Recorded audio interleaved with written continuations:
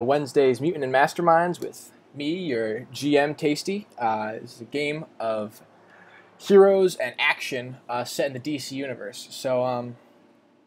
Yeah. So last week, or 2 weeks ago, because we had last week off, our heroes met up in the Hall of Justice, um, explored a burning building looking for survivors, and found a massive underground complex where they found one of the other members of the group. Um, and in the ensuing battle, after defending a genetic weapon created by the group that they had infiltrated, the building they had infiltrated, they destroyed most of the building, and now the weapon that they freed, Project Blight, played by Tsunamic, has flown off, leaving the rest of the group to deal with a very, very grumpy Batman. So that's where we'll start everything.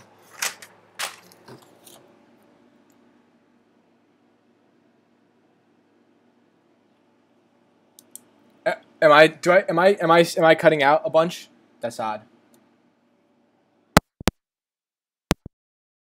No, my internet sucks. Okay, how's about now? That sounded a lot better. Okay, Yeah. sweet. I'll stay like this then. Yeah. So I don't really feel like doing introductions again. So you guys just finished a battle with some monster. And now you're dealing with a very angry Batman who's kind of the damage control in the area. Yeah, no, it's still happening, by the way. Yeah. Still happening? Yeah, not as much, but yeah. Well, son of a bitch. Check your TeamSpeak packet logs. And we'll deal with it as the night goes on. I'll look at things, but I'll just try to speak loudly and a little bit slower.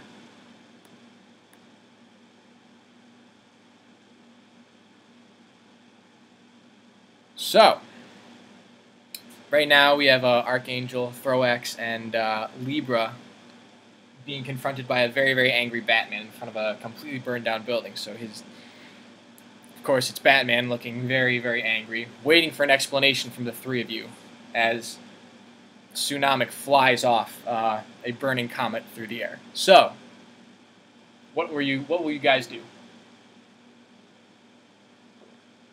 We could just stand by and it's dangerous. People could be hurt. We couldn't just stop and watch a giant building explode and no one going to go help it and the people there. Yeah, I mean, what did you expect? In any case, you've done good work here, exposing whatever was going on in this building. Here, and he hands you guys a small little bat shaped device. It says, and if you look on the underside, there's a little USB thing connector in it. If you plug this in any computer, I will be able to contact you in the future. So if you guys go off to your own hideout, wherever that may be, I'll contact you if I need any more teams in the field. Just the Justice League. What? This I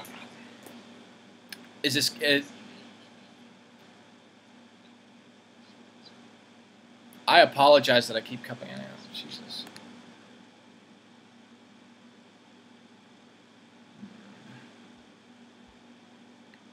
How would I check to make sure that I'm not cutting out too much?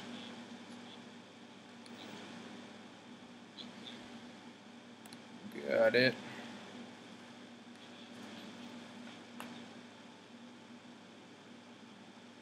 Oh, hey, it says 50%. That's nice. Oh, it's going down to like 30 now, but still. So, oh boy. All right, well, it's up to you guys if you want to try to play tonight with my internet doing weird things like this. I have Chrome opened up. and preview opened up.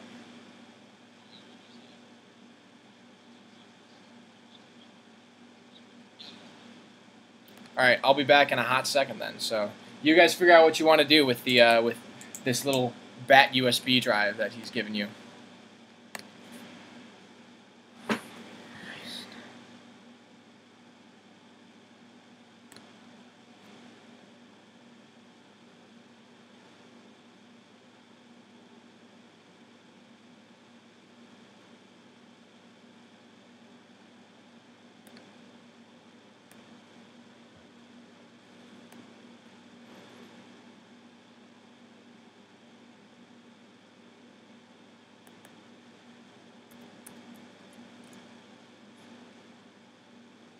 All right, can you guys hear me now?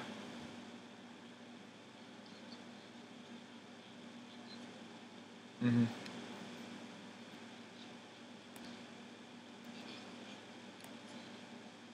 I love you guys so much. You're here with me playing, and this is amazing. Oh, it says my packet loss is at 0%, so that's funny. Could be my microphone. It is a 6-year-old Mac at this point, so.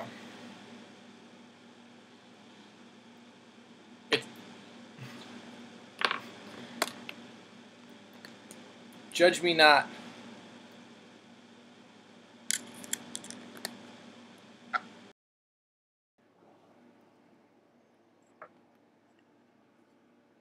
Everything not essential is closed. Everything not essential is closed, so I'm going to be doing my best. But, yeah, things are cutting out. So, well, if... It might be better, but still, if this is still giving us trouble, it's up to you guys if we want to play tonight, or, like, if you want to give me... Or if, like, this just isn't workable. Or if this isn't workable. What do you guys want to do?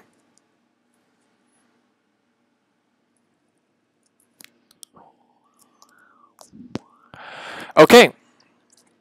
All right. So right now you guys have a bat flash drive, and it's up to you what you're going to do for the next whatever. Batman said he would get in contact with you at the next possible chance. So.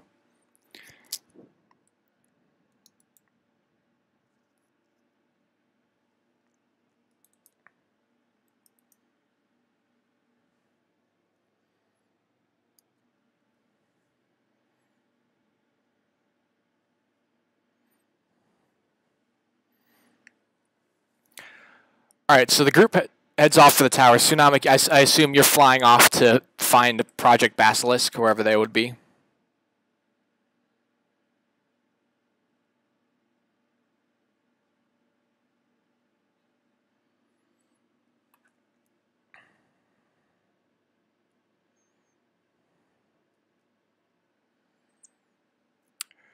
Okay. How are you going to go about this searching?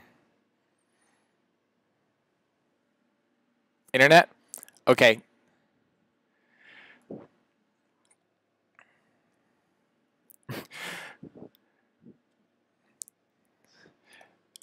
Google is, but I'm just trying to think of how you're going to do this because you're not exactly an inconspicuous fellow. So you just fly into the public library and doing a search there, or? Okay.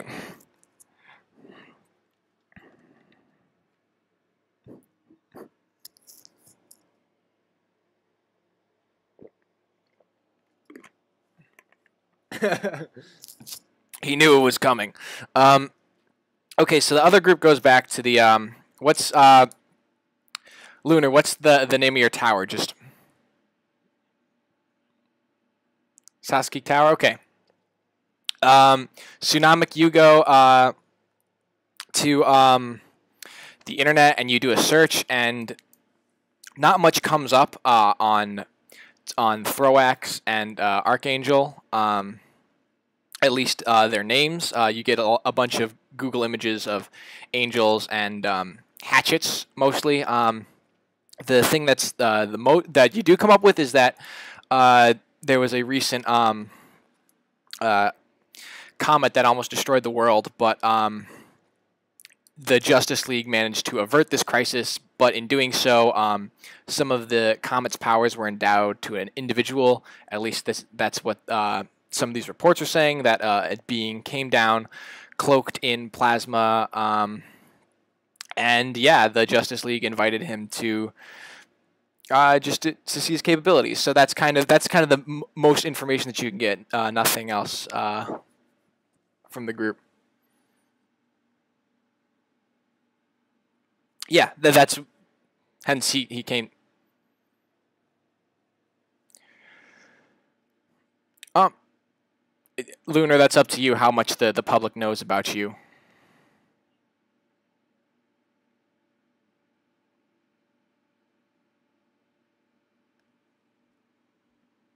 Okay. So, what area of science are you a prodigy in, or just is it just that you're just a very, very smart? Okay.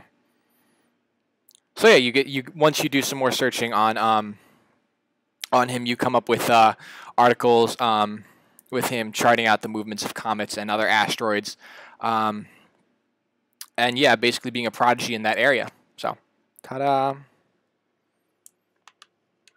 Yeah, you get since he was contracted out. NASA has a few contracts with him, so he's very, very well off, and you find that he is in a giant tower called Sasky Tower. At least that's his last known stated residence.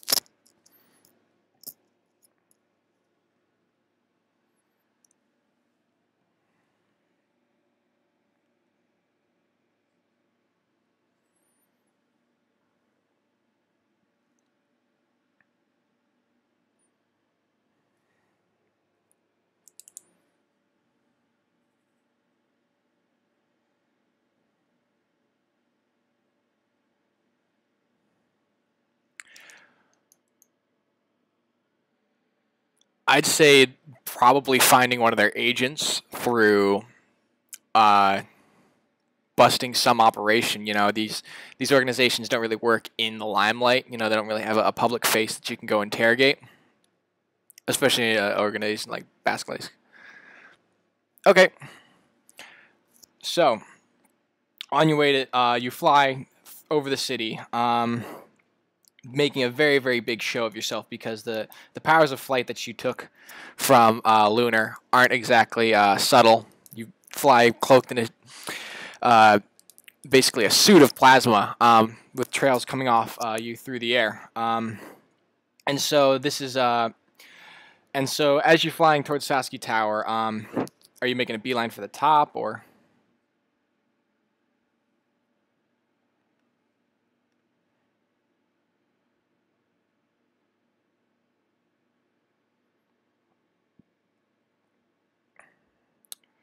Okay. So this is to everyone who's in the tower right now. So you guys can see a glowing streak coming at the tower. You guys are kind of in the penthouse area, the kind of second highest floor. I'm assuming I'm gonna just make up stuff for your tower, Lunar. But I'm just gonna say that the highest floor is basically a dedicated astronomy area, very high tech. You know, similar to the Hubble telescope. Um,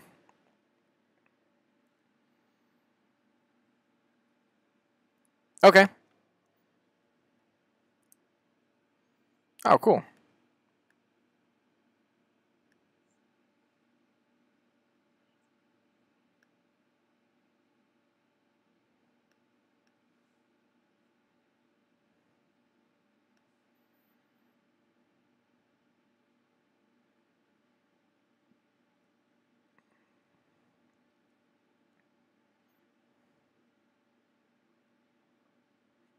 Okay, so guys in the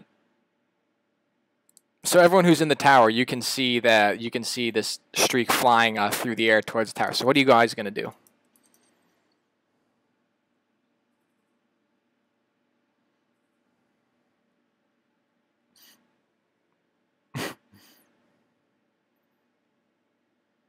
not from this distance. They see a glowing ball, or like what looks like a glowing fireball coming towards the building.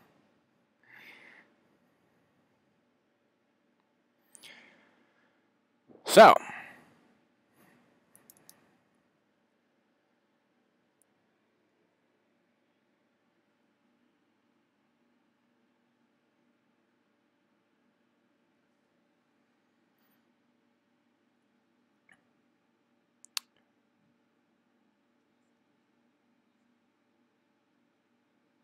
yeah, you can make a perception check because you can do that whole scanning thing. So, yeah, you can't tell what's you see that there's a lot of floors on here, and there's a few lights on in the building. Mm-hmm.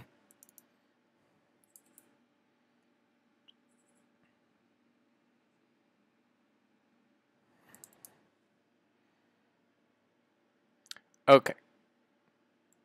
Okay. Well, the door is locked when you get there. So up in the highest floor, you hear a buzzer, and you can look down and see through the camera that this person who you were just with recently, who stole your ability of flight, is now standing at the front door, attempting to buzz himself in.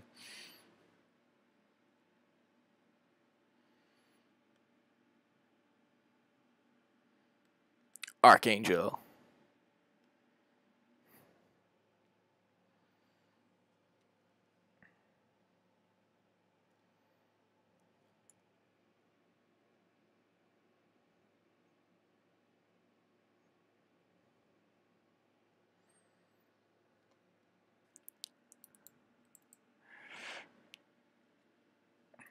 Okay. So, Tsunamic, the door opens, and you hear a ding. Further down, you see elevator open about 50 feet inside the first floor.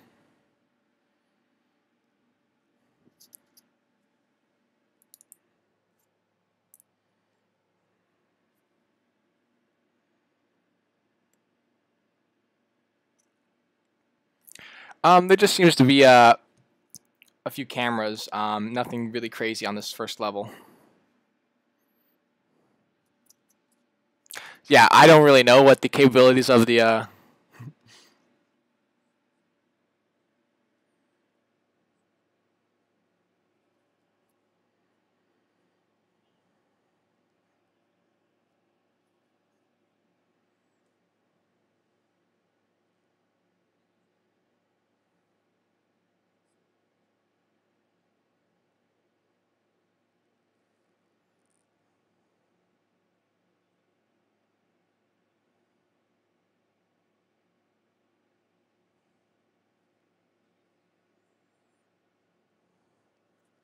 Nope.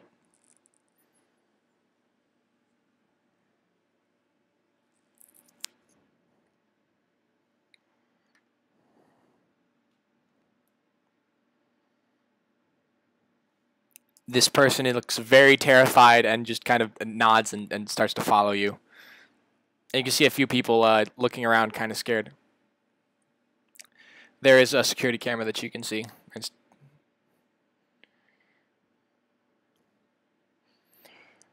Can your character give a look? Your guy doesn't really have eyes. Okay, so you're in the.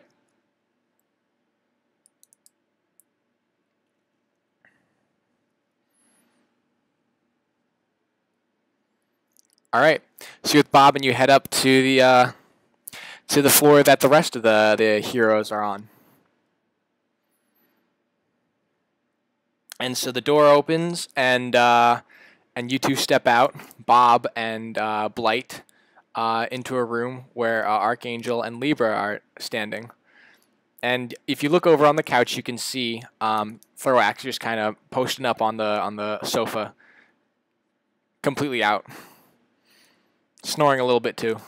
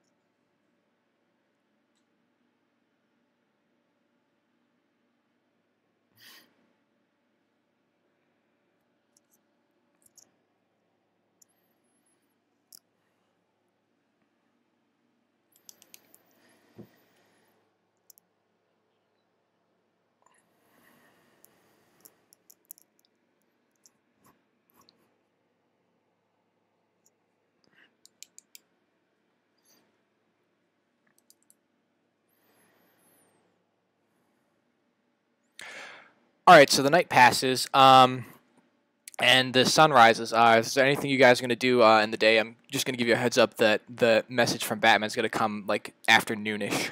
So, any.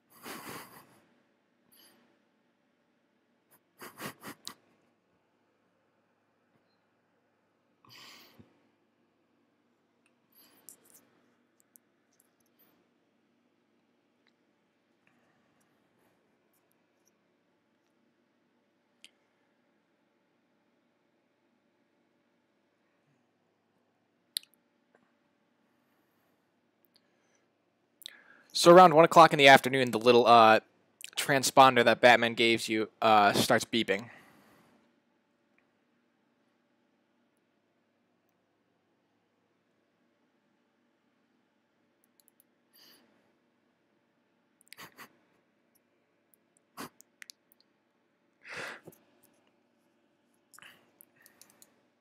All right, so Batman appears on the screen and asks how the three of you are doing.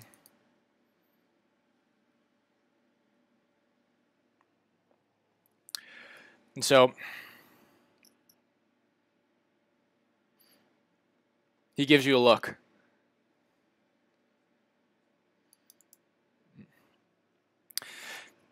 On to business. We've received reports from that there's been a few explosions on the island of Santa Cruz. It's in the Caribbean, right off the coast of Brazil. I wouldn't really think much of this, but that's the island that Bane has made as a base of operations. So I want to send a small group in, find out what's going on. Are you up to the challenge?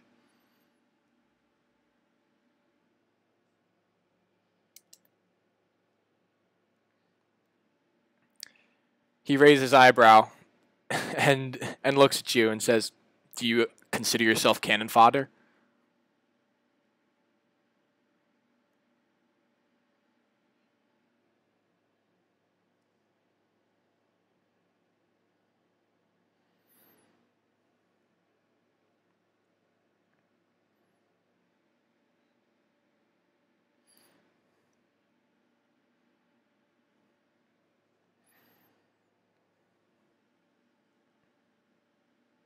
All right, so the screen goes black. That's up to you guys. He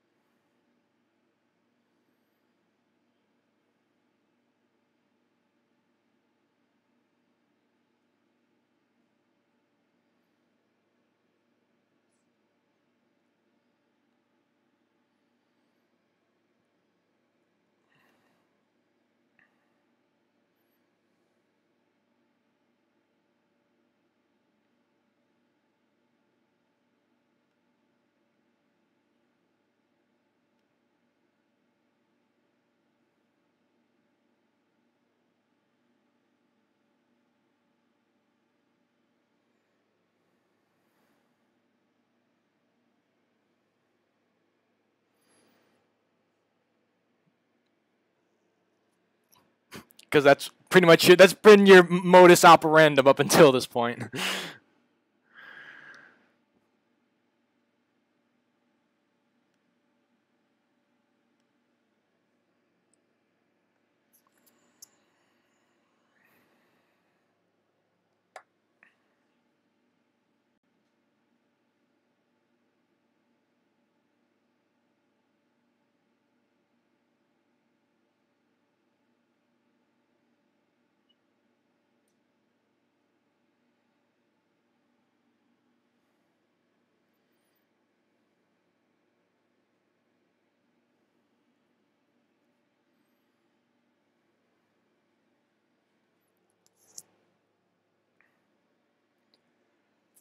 Tsunamic, there's gonna be some basilisk people there, so I'm gonna say that now so that you join up with them rather than like just ditching them.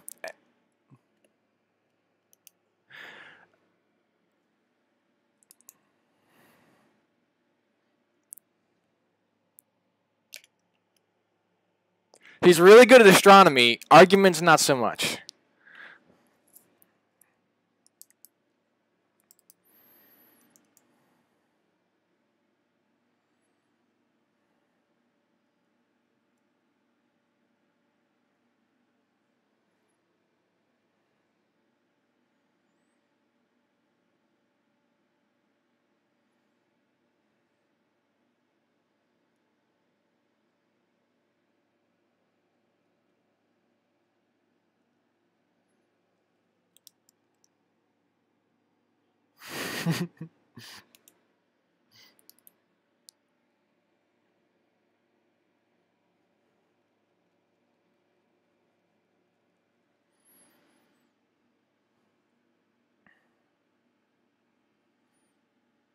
Okay.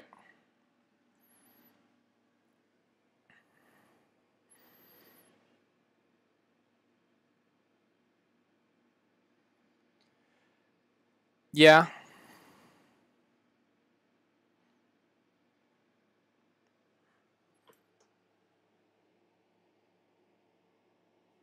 You see him tailing behind you. He's kind of... The way you fly is very similar to the Human Torch, so it's kind of hard to do stealth that way.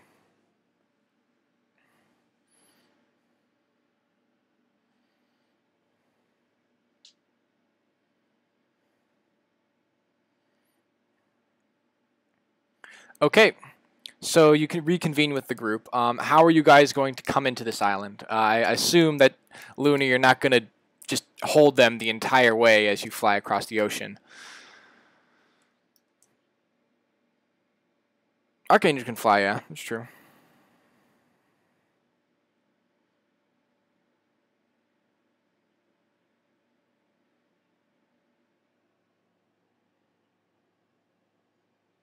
Mm-hmm. Okay.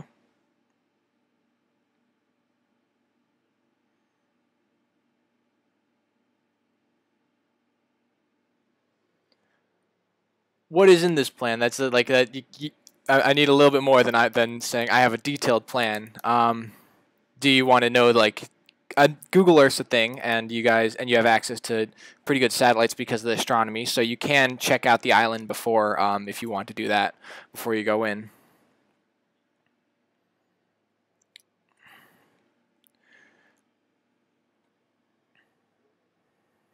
Mm-hmm. Okay, so the island is a general oval shape, kind of divided into three major quadrants. One quadrant is heavily forested, and then to the west and northwest. On the south side of the island, there's a very, very small, there's a village with a small port, and then kind of occupying the upper third of the island is a large military base, or what seems to be a military base.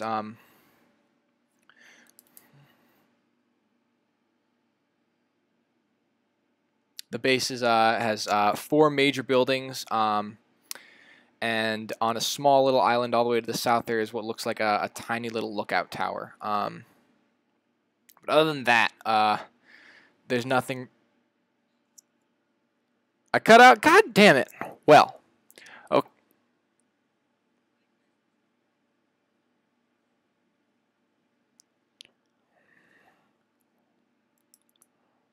Yes, and then the upper quadrant is a military base. There's a small little island off to the south that is has a small, what looks like a watchtower on top of it. The military base has 4 major buildings, one of which seems to be a hangar with a helicopter pad on top. But other than that, there's not much more that you can get from the satellite view.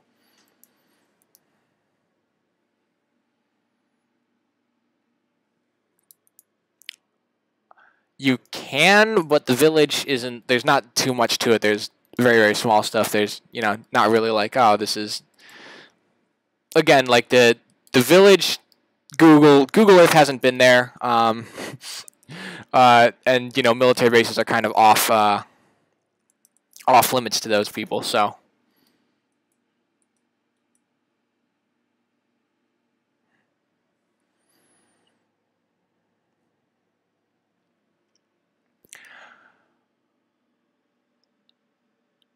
Yeah, you could try to get in contact with him again using the little transponder.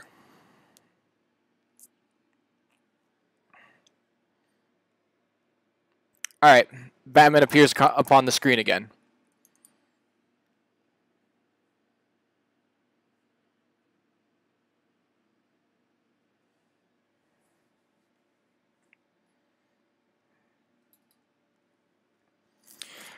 Bane seems to be doing most of his operations in the military base to the northeast. Other than that, I haven't been on that island in a few years, so things could have changed since I was last there. He keeps a very, very tight schedule on both the workers in the base and on the villagers.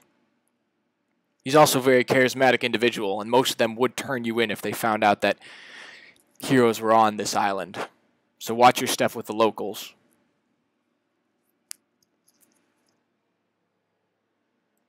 Anything else? Screen goes black.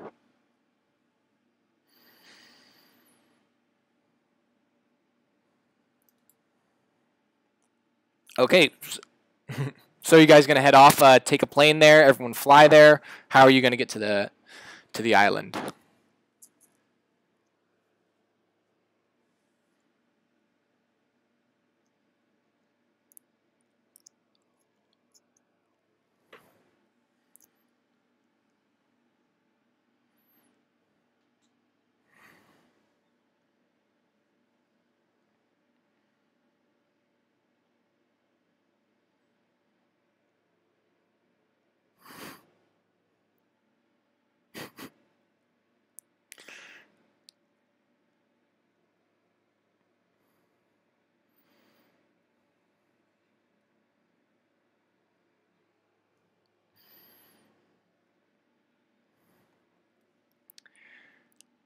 Okay, I'll assume that you guys just fly there because this is as amusing as this is. I'll try to keep the story moving.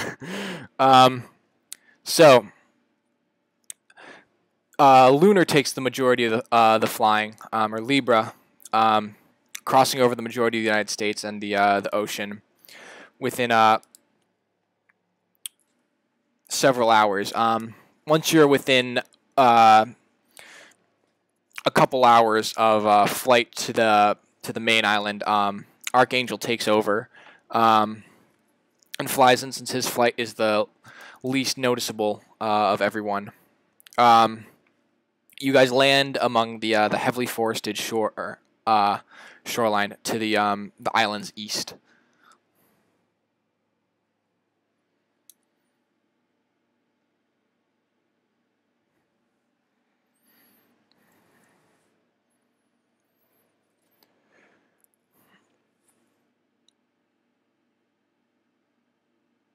Yeah, it's about 2 miles to the northwest.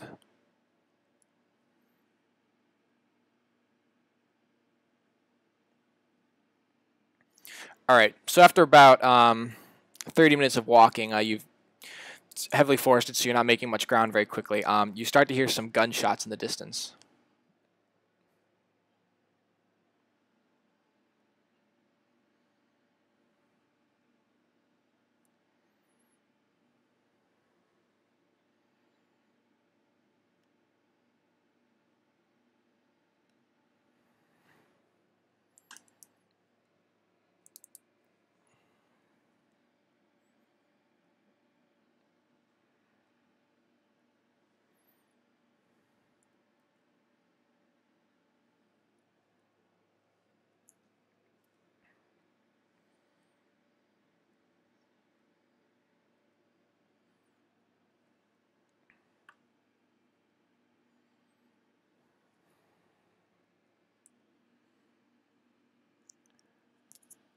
The sounds of the gunshots are a little bit louder now. It seems that someone's or that whatever firefight's going on, it seems to be making its way close to you.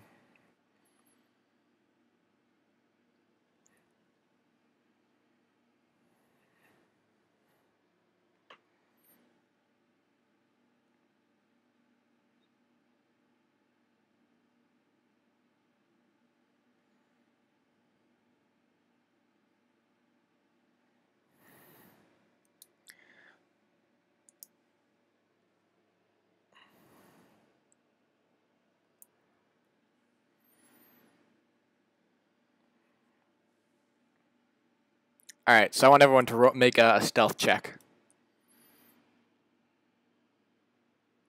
Are you with them? Did you fly in with them, or? Okay, just hovering, just like whereabouts are you?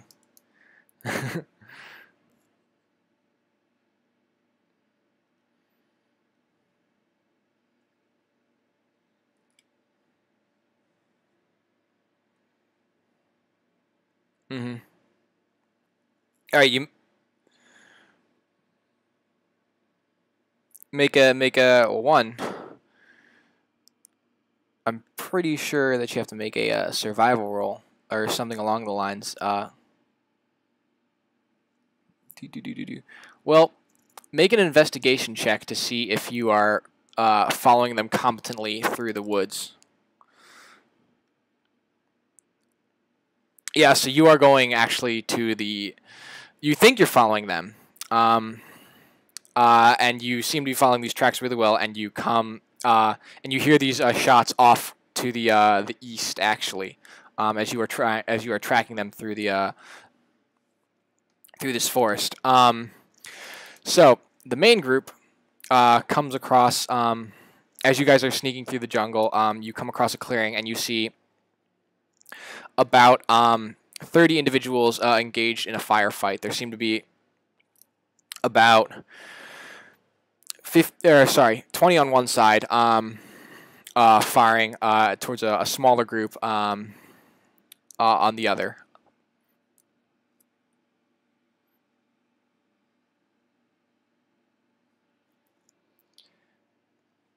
Yeah, make a perception check to see if you can, how well you see in the dim light.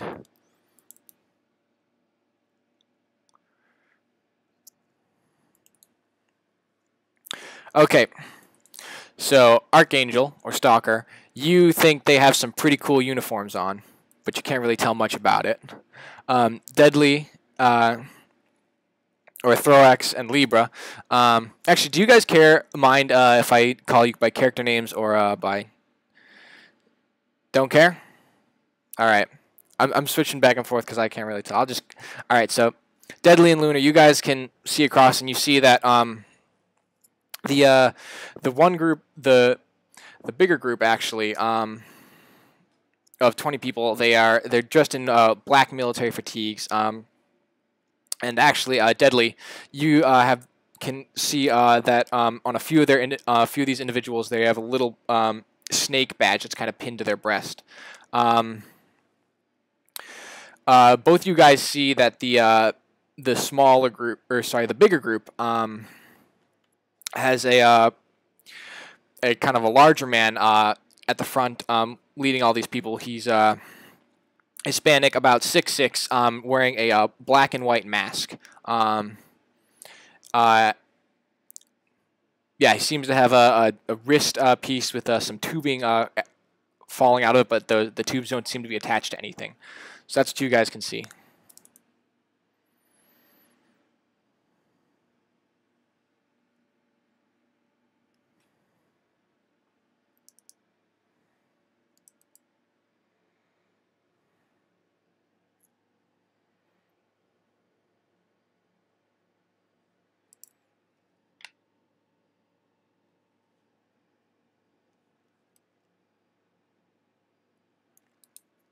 All right. Okay. So, after this fight goes on for a little bit, the smaller group with the snake badges runs away, and the group with the guy with the black and white mask at the head starts to follow them with the other group, pointing out different directions and shouting some things in Spanish. The group actually seems to be a little bit ragged and worn down. You see a few people limping, but they start making their way up north towards the military base, to the northwest. After another hour of walking, you come to this cliff. The group comes to this cliff face, and you see the guy with the black and white mask pointing around, and you see a few of this smaller group take up posts. A few climb trees and poses and start keeping watch. Bane looks around at a few different. He seems to be looking around the cliff wall, and you see him press something, and part of the wall face kind of moves a little bit, and he pulls a camouflaged sheet down, revealing a cave entrance, and he walks in with about 15 people, leaving about 5 to watch.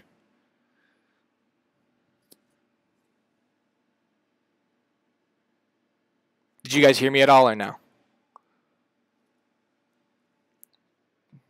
Okay, so guy in black and white mask pulled a camouflage sheet from a cliff wall. Goes into a cave with about 15 people, and 5 guys are left to keep watch right now.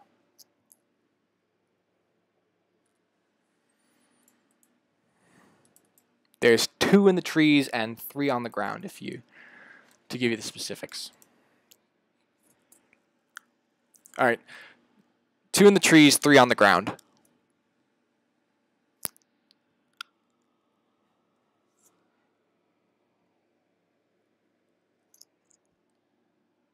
Just flat out running to get these guys.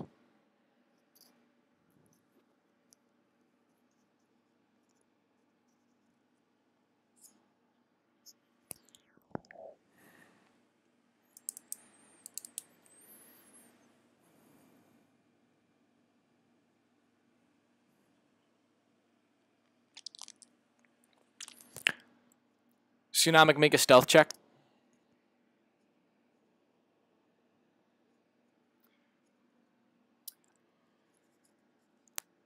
All right. At this point, you guys hear some noises to the west of you guys, kind of coming up along the cliff face, and you see Project Blight Tsunomic stumble out of the woods, kind of looking around for you guys for something. And the 5 guys who are left keeping watch turn towards him, and a few shout something in Spanish.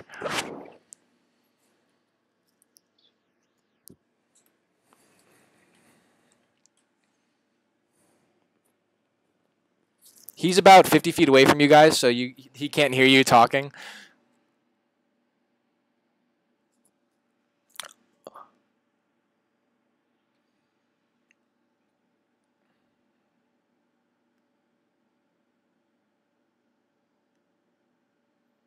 Oh, he can't see you guys right now. He was just trying to find the direction of the guns, and the stealth check was kind of to see how well he snuck up on this general clearing. There's a Tsunomic. There's a few of the guys in front are shouting at you in Hispanic or in Spanish. They're shouting at you in Spanish.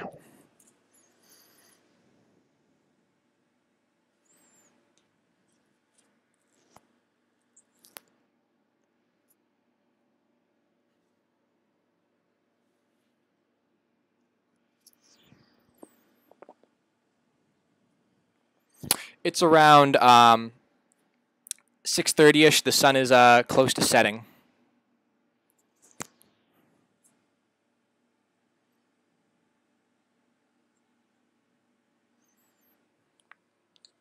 Okay. You see the 3 guys who are on the ground say something. One of them pulls out a walkie-talkie and brings it to his. One of them pulls out a walkie-talkie, brings it to his ear, and 2 of the guys start running after you.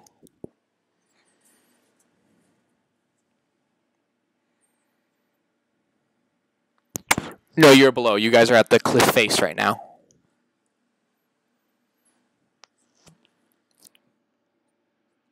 You can't really see above it. Just it's kind of high, so.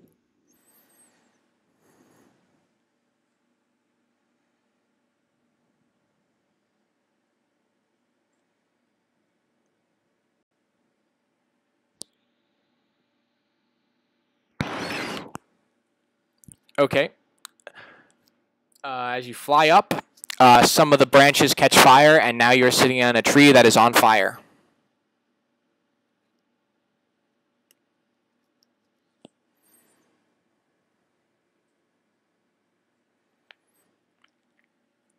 Okay. As you do this, a few shots ring out from down below. Doo-doo-doo-doo. Let me just roll to see how well they do.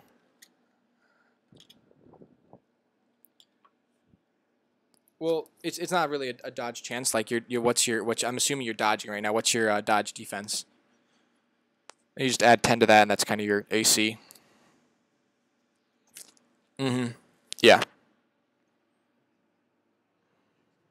Yeah. So the shots all go wide.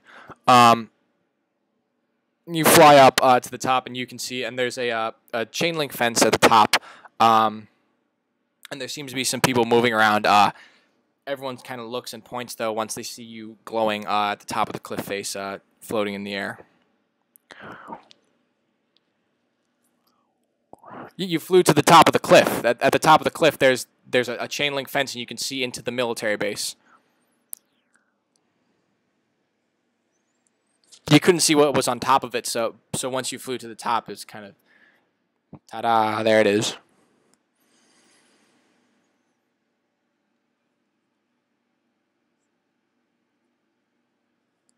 Nope, just standard chain link fence.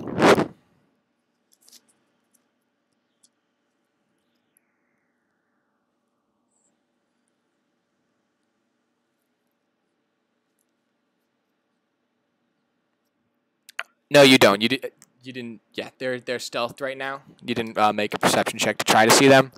So if you want to try to do that, you can. Whoop! So yeah, you can see them hanging around in the trees, kind of looking at you and at the guys who are running after you and pointing at you. Okay, you can see the three of them in the woods down below, and you can see the five guys who are left to keep watch, and then you can also see inside the military base the people who are milling around. A few of them have run inside at this point, though.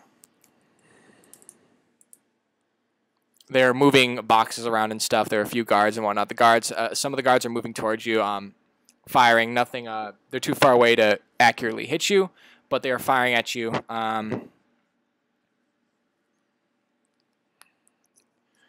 Generic boxes.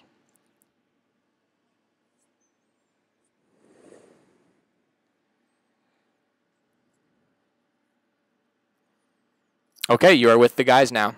And now the guys who are keeping watch can see you, and they're all opening fire at you guys.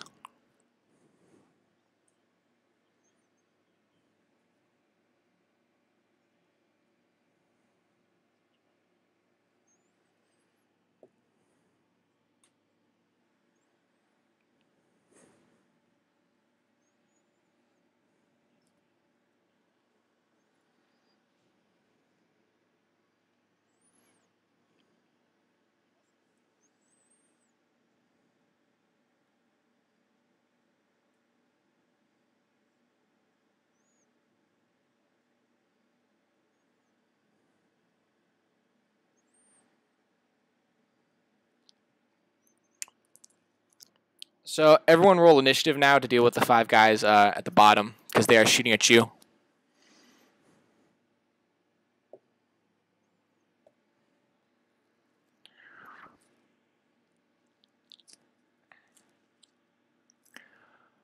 right, all you guys go first because they rolled a 1.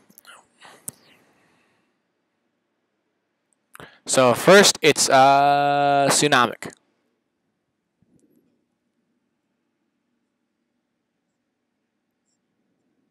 Okay.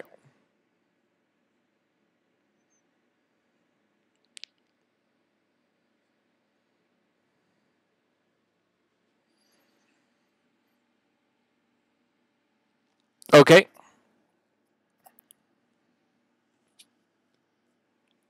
All right. Roll to see if you hit. There's about 3. There's 1 charging from right in front of you guys. There's 2 in the trees. And there's 2 guys kind of to your about your 10 o'clock-ish from where they ran off towards Tsunamic before.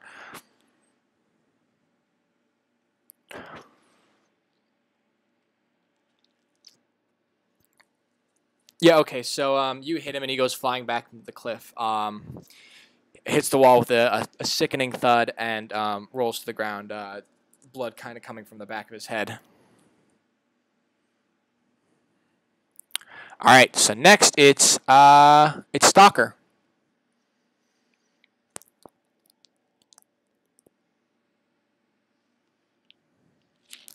They're about 30 feet away from you right now.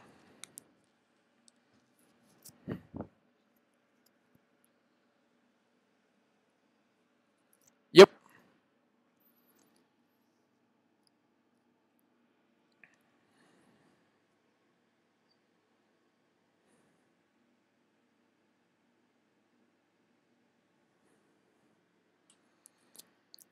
Okay, yeah. So you hit both. Are you attacking with your sword or your hands? Oh, okay. Lethal, non-lethal. How do you want to do this?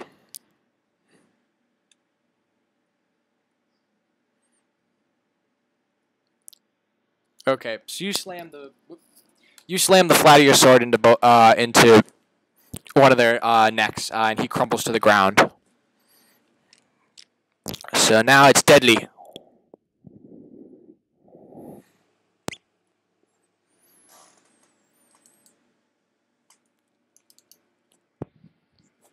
Well, one seems to be dead. One is now unconscious, probably with a broken collarbone. Um, Two are in the trees in front of you, and one is right next to Archangel right now, kind of at your 10 o'clock, about 20 feet away from you.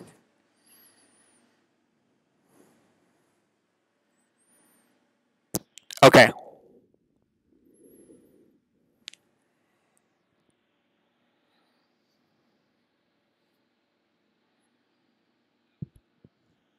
I'm just saying you can roll like how like whatever your weapon is, and then just make it non-lethal as a choice. Just normal attack. Oh.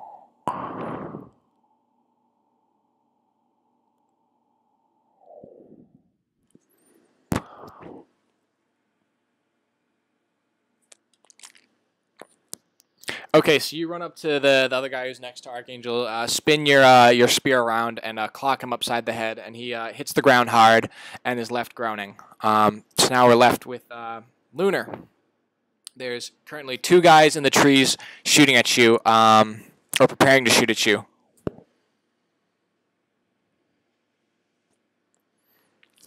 Okay, yeah. So you hit him with your plasma bolt, and he falls to the ground. Stop, dropping, and rolling, managing to put the fire out before he he sighs in relief and then just kind of falls unconscious. So there's one guy currently in the trees. He's gonna take a shot at you, Lunar. What's the dodge that you got there, or the parry?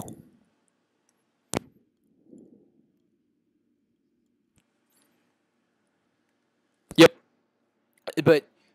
Mhm. So he fires wide after seeing his friend get shot out of a tree. So Tsunami gets back to you.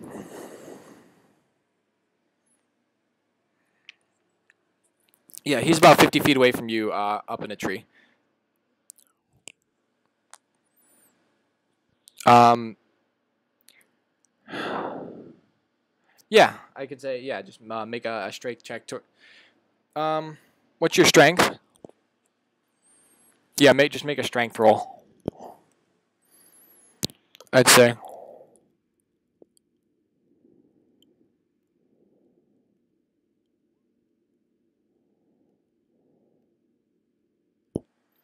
Yeah. So you shake the tree pretty hard. And the guy falls to the ground and is left groaning in a heap. So what are you guys gonna do? He's not unconscious, but he's certainly not ready to fight three superpowered people.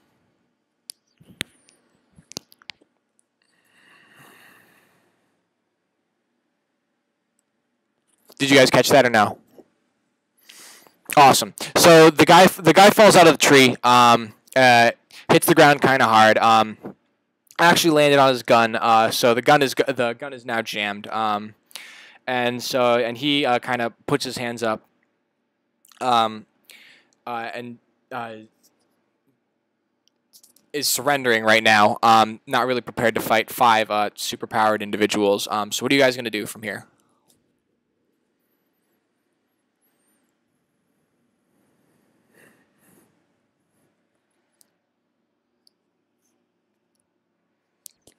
About 15 minutes ago at this point.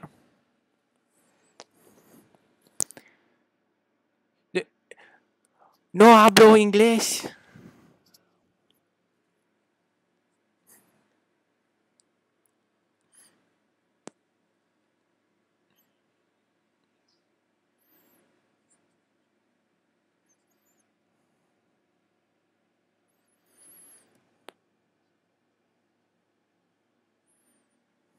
Okay. He says that some crazy snake people attacked his boss at their compound. He doesn't know really what it's about.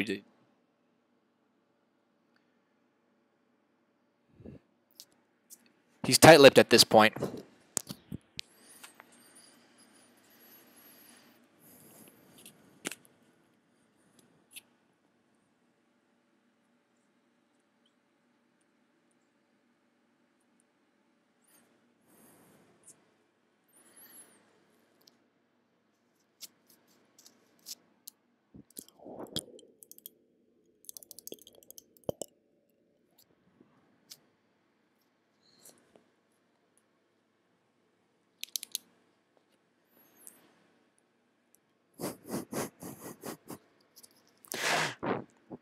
So he just kind of looks around and says, I work for Bane.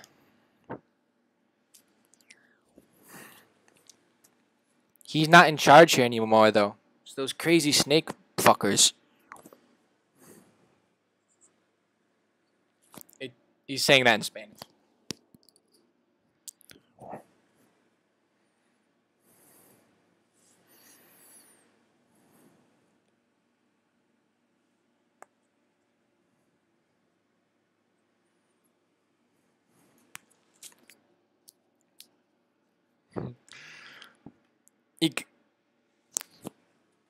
He points to the cliff, the top of the cliff.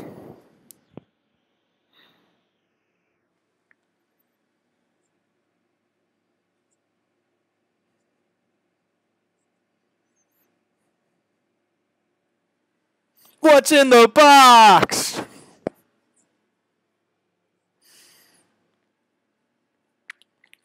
Still tight-lipped. Is not saying anything.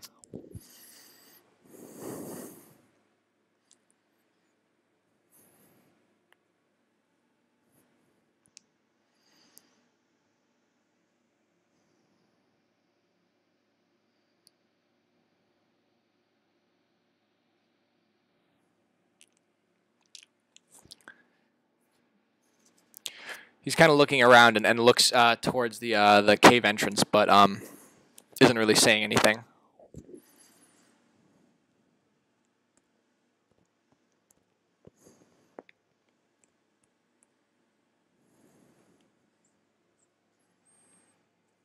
Mm-hmm. Yep.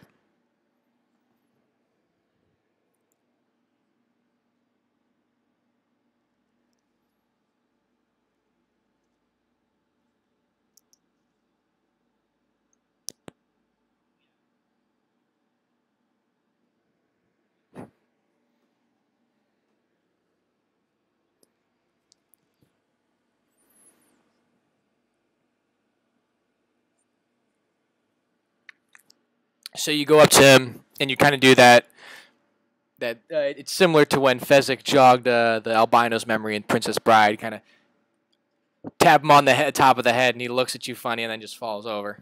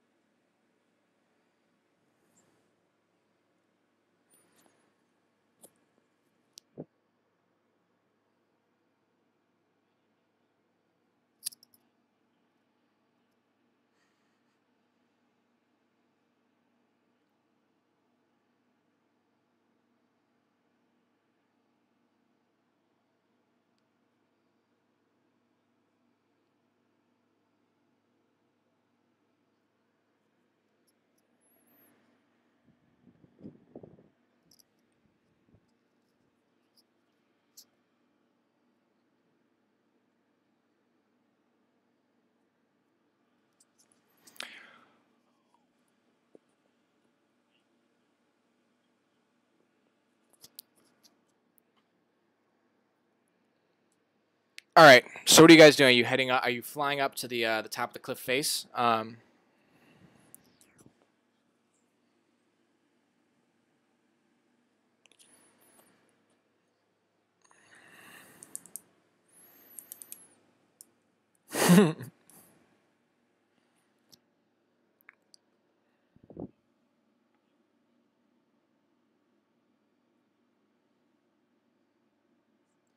right. So you guys fly up the cliff face, land in the military base. It's suspiciously quiet now. There's not many people walking around. There's 4 buildings in the middle of this place. You guys are kind of in the southeast corner. There's a really big building to your right. With a few small doors. If you look in the windows, you can see some of the rooms. Some of the rooms are lit up, and there's bunks in there. To the south. Sorry, bleh, I'm forgetting words and stuff. There's a smaller building with a glass ceiling on top.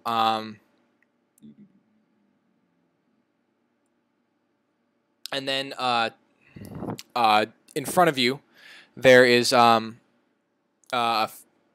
looks like a loading bay. There's a few forklifts there, and looking inside, you can see a few swinging lights that are lighting up workbenches.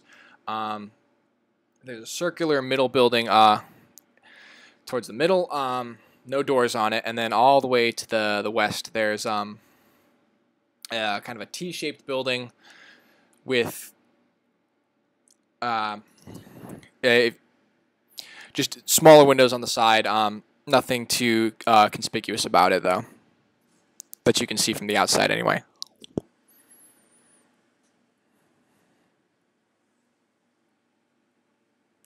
So what?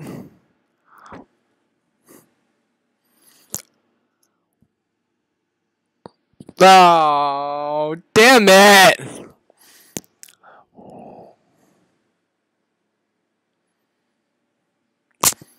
So you can see a what looks like barracks to your right, a building with a glass ceiling to your left.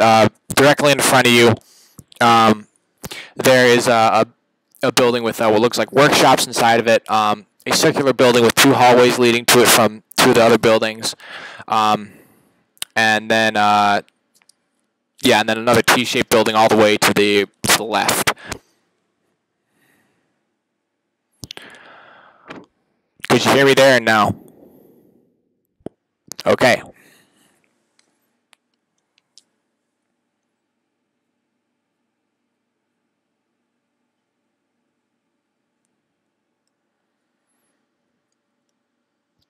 There don't seem to be.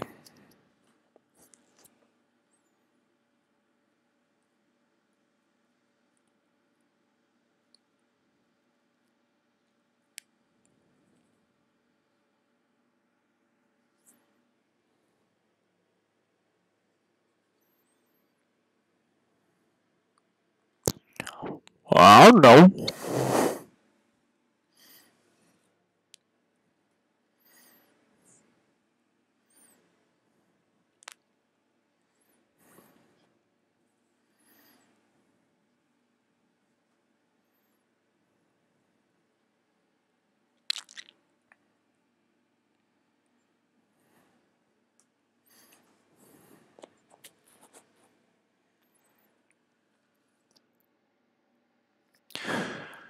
All right. As you guys walk across the middle of this, you hear alarms start to go off. Still continuing to the T-shaped building. Okay. Yes, there's a few of those loudspeakers kind of up on the sides of different buildings and whatnot.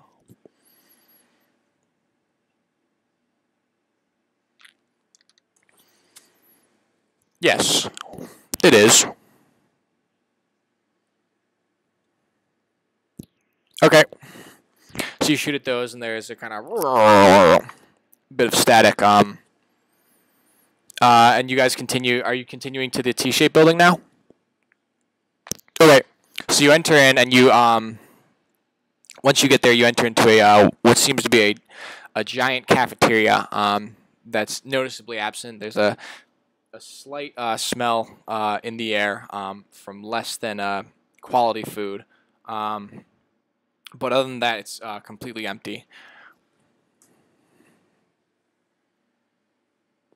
Less than quality food. did I cut out right then? And Hoo-hoo. Army barracks with quality food? Nice.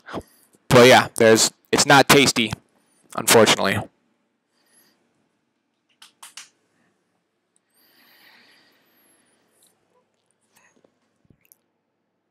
So what are you guys up to now?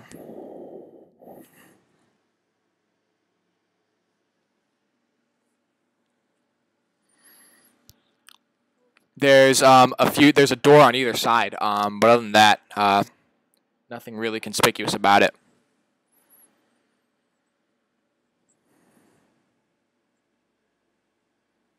The room that you're in of the building is a cafeteria. It's kind of if it's a T-shaped building, that middle part, it's the middle part where those T's intersect.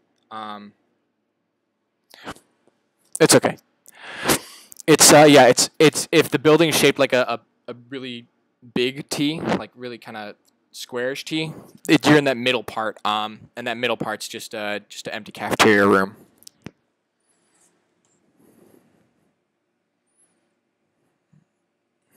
Yeah.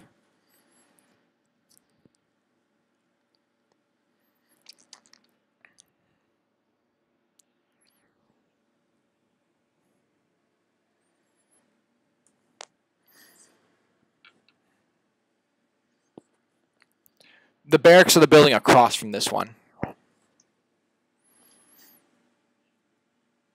Mm-hmm. So, as you guys, so you're going to the door to the left. Okay. So once you go in, you see that there's a staircase leading down, and from the and from actually some of the windows that show outside from this staircase, you can see that there's a bunch of army personnel lining up outside, kind of with guns pointed towards the building that you guys are in.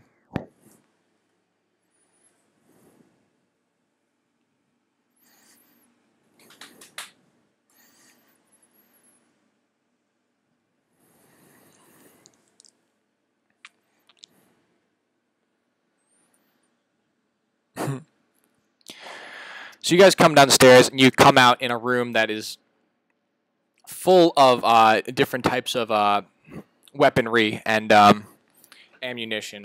It seems to be the armory of the base. AK-47s, M16s, wall pistols, not super heavy or extreme. There's a few RPGs, but nothing way that no super weapons. Just seems to be an armory. Nothing really of note. Oh yeah, sorry. There's a door again. So if you go from the stairs straight ahead, left and right, there's two different doors. There's a door to your left and your right again.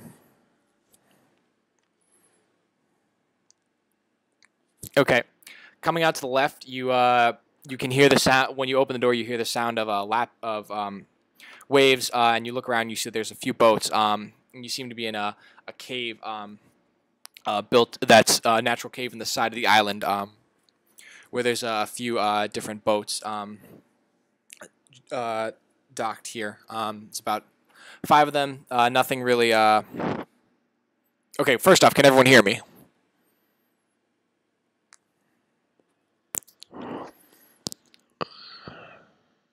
Okay. So there's 5 different boats. Each one kind of in varying states of disrepair. One boat stands out as kind of a military grade inflatable. But other than that, nothing. Those are the only things of note in this room.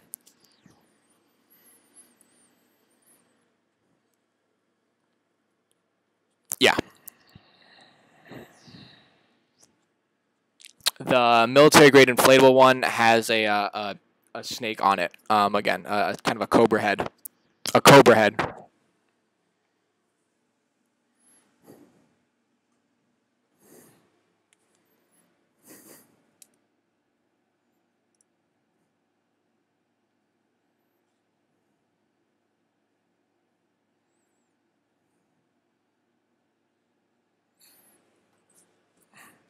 It's only about 10 feet away from you.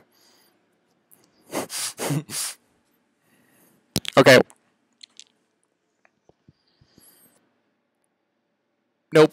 Just not. You can't see anything at the moment. There's just inflatable stuff. No, it's classic boat, but no one left any papers, or at least no, you can't see any papers or things left inside this.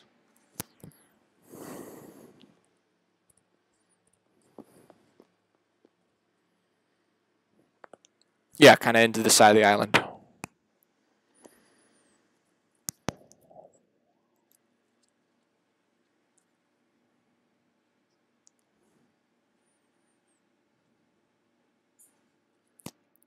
You can't see anything of note.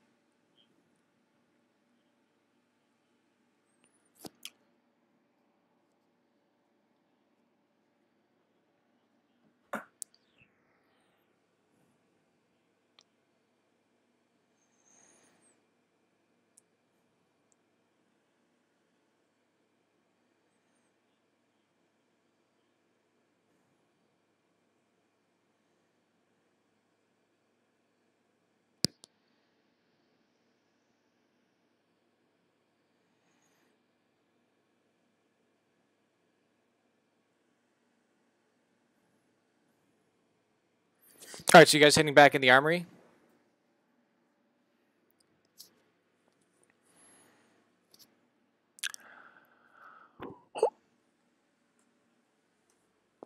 Okay.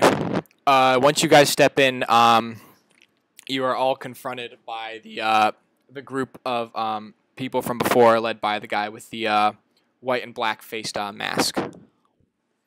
There's a awkward silence as you walk in, and they seem to be kind of loading up the different weapons and stuff.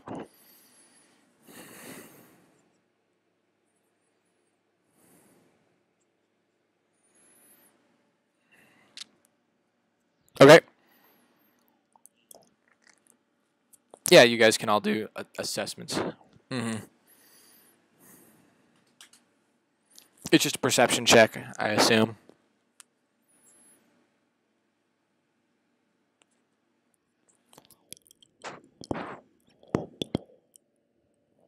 Well, he can make the check, and then I can just tell whether or not he figures something out, you know?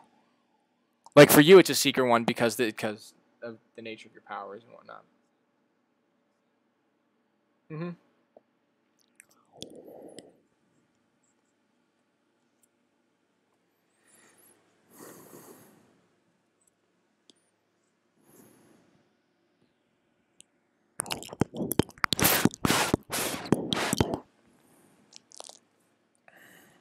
Okay.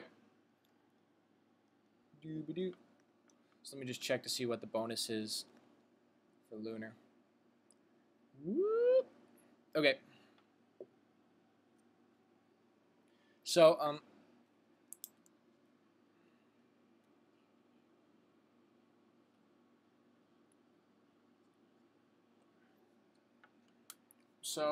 Lunar, what are you trying to find out about him? And because I assume Tsunami, you're just trying to see what kind of powers he has.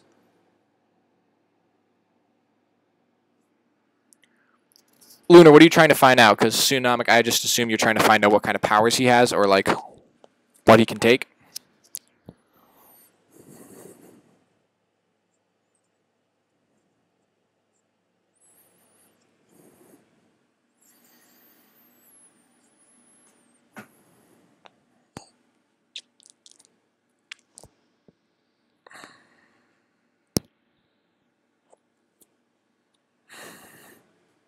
Mm-hmm.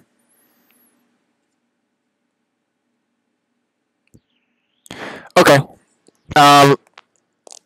So both you guys see, like, from what you can tell from the sky, it seems like he actually wouldn't be too much to take in a fight. He just seems like a very very strong normal guy. Probably well trained, but nothing that you guys probably couldn't handle. I know. Mm-hmm.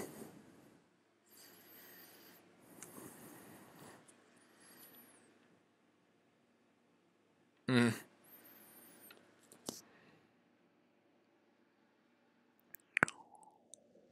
Mm-hmm. Yeah, there's the other 15. There's 15. The other 15 guys who had you two came in with him. At least the 15 you can see. But everyone's kind of still like in not shock, but they're kind of it's one of those Mexican standoff situations where everyone's waiting for someone else to make the first move.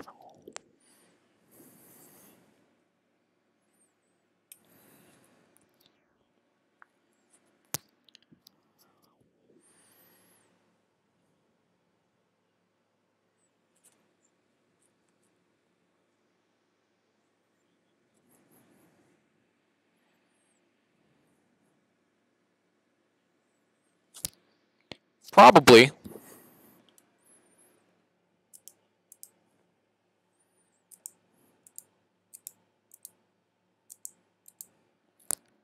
My name is Bane. Why are you here? I thought you would be at the cave entrance.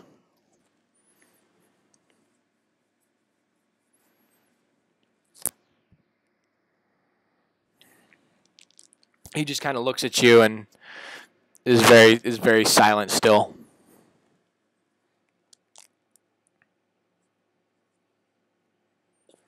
A few. Are you the exterminator?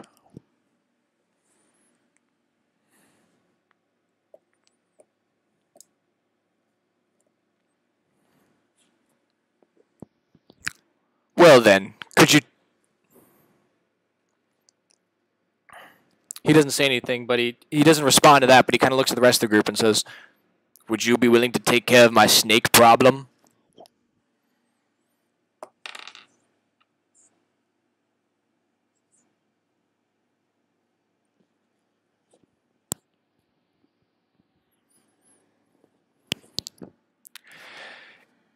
Voices aren't terribly difficult to do, but when you're doing a voice for a specific person, a little bit harder.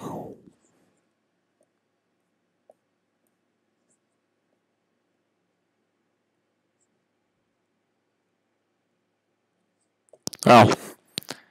Well. Rest of the group?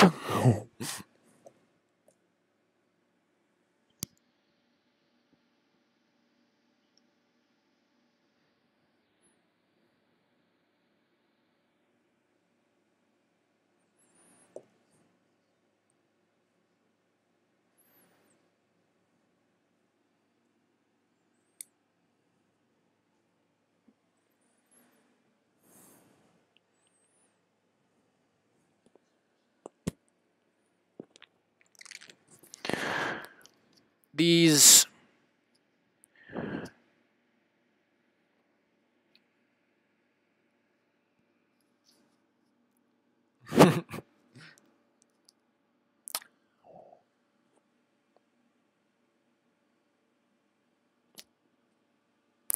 Stalker, you just cut out as well. Everyone's cutting out.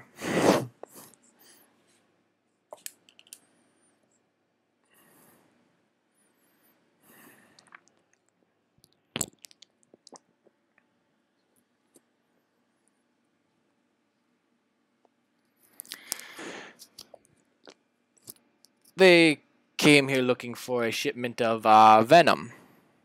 Once I provided it to them, they decided to take over my operation. Perhaps you could help me get rid of this infestation.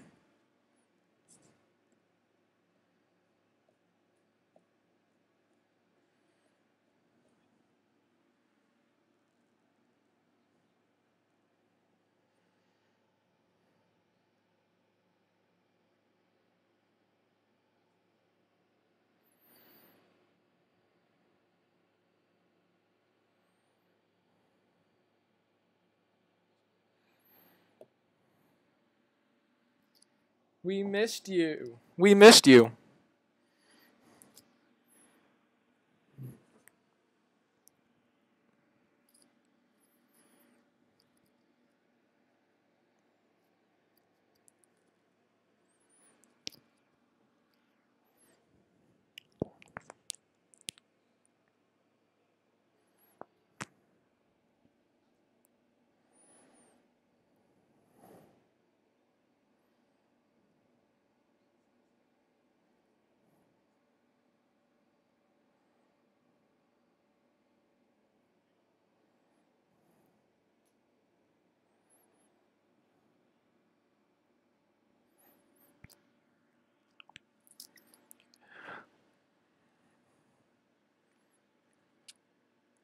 He shrugs his shoulders. Take my island back.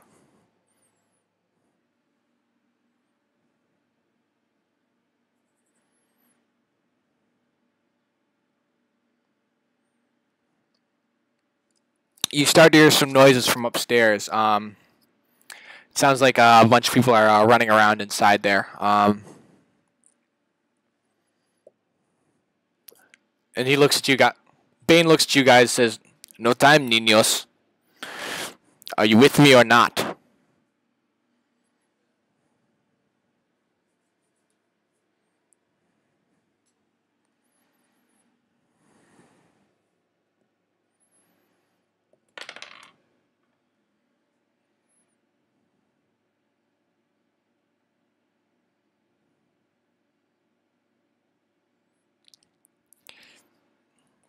As long as you're gone once the snakes are gone.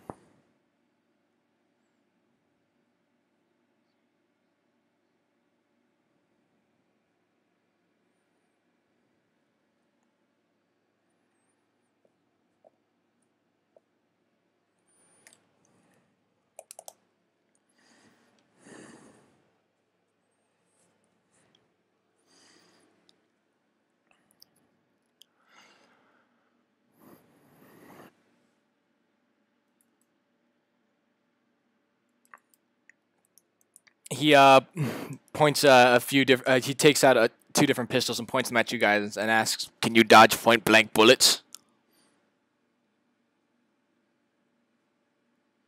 Oh, he's not pointing them at you. He's pointing them at the other two or the other three. Two of the other three, kind of switching between targets.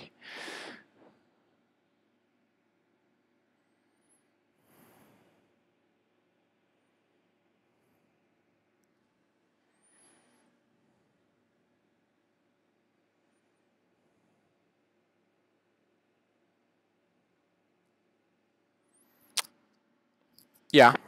No, it is. Mm-hmm. Deception. Deception.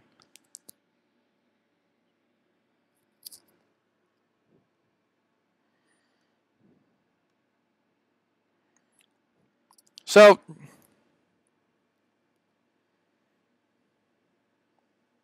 what do you say to them?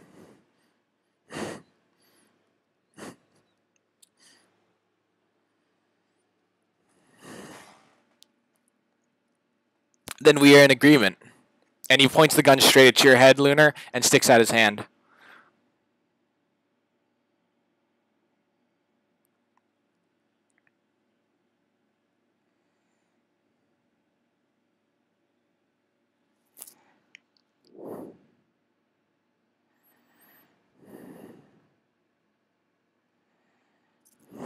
He,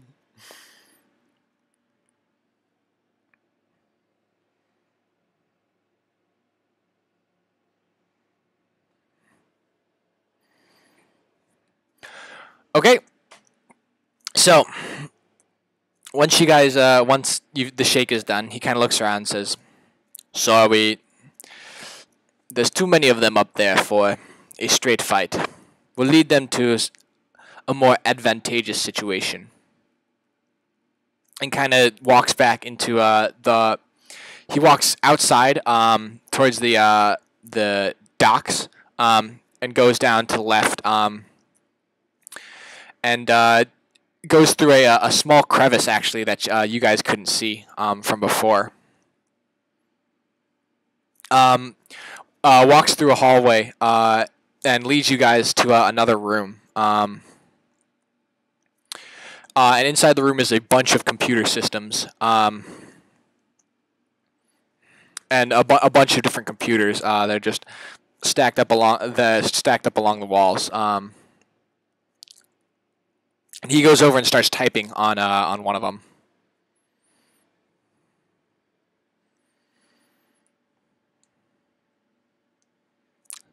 So what are you guys doing as this is happening?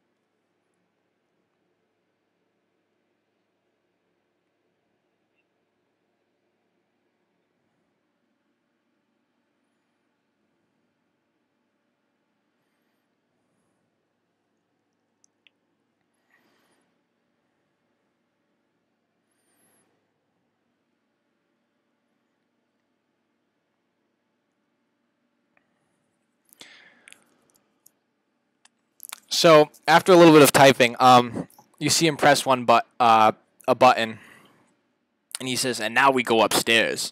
And you hear an explosion from up top. And Bane's kind of grinning and running with the 15 people who are behind him. We're looking a little bit more scared, but they're holding their weapons like they're prepared to do what they need to. Detonated one of the missile defenses. Cause a bit of chaos before we take over again.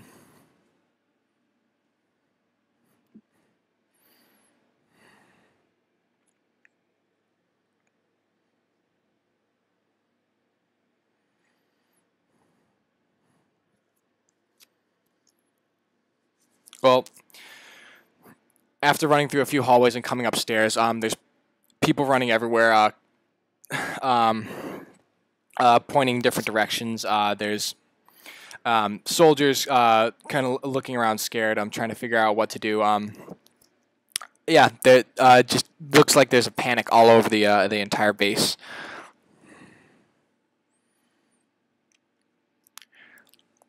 Currently, you guys, just to let you guys know, you have come out into the building with the glass ceiling. There's a staircase in one of the side rooms, and you guys are just kind of waiting in the lobby there. And Bane looks at you guys and goes and makes fingers 3, 2, 1, and points ahead, kicks open the doors, and starts opening fire. Damn it. Okay, so you guys did you hear this when I said where you are? Okay. Bane looks at you guys, makes fingers 3, 2, 1, points ahead, kicks open the door, and starts opening fire in the base's main courtyard, main grounds. So what are you guys doing?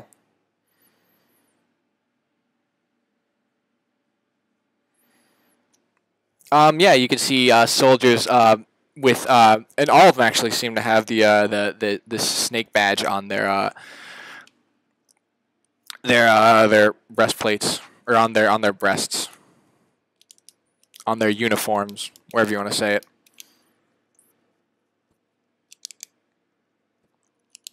At the moment, no.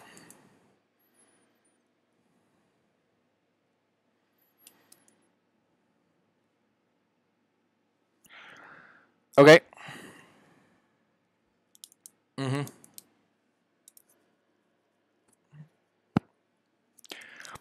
So you run up, clock one guy, and he flies into another. And these two guys just get sent rolling across the grounds.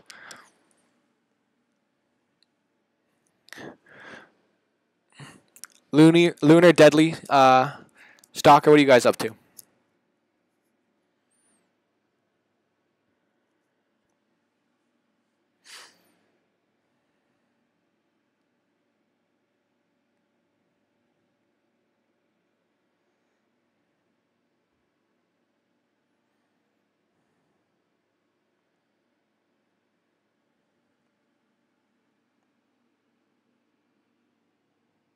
Okay, make your rolls for this, you guys. There we go. So Luna, your plasma blast hits a few guys in the chest. They roll on the ground trying to put it out. Deadly and Stock, you guys go to work with your weapons, hitting a bunch of different guys, trying to leave us superficial wounds, but people are falling, screaming in pain. Bane is going around with his guys, taking out these people. They seem very, very disorganized, actually. It's kind of surprising. And with that, I want everyone to make a perception check.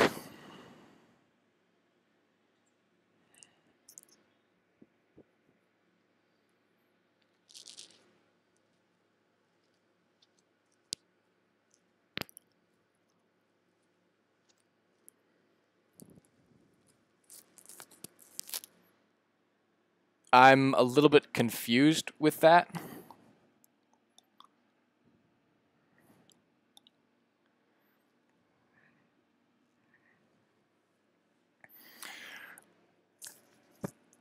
Okay.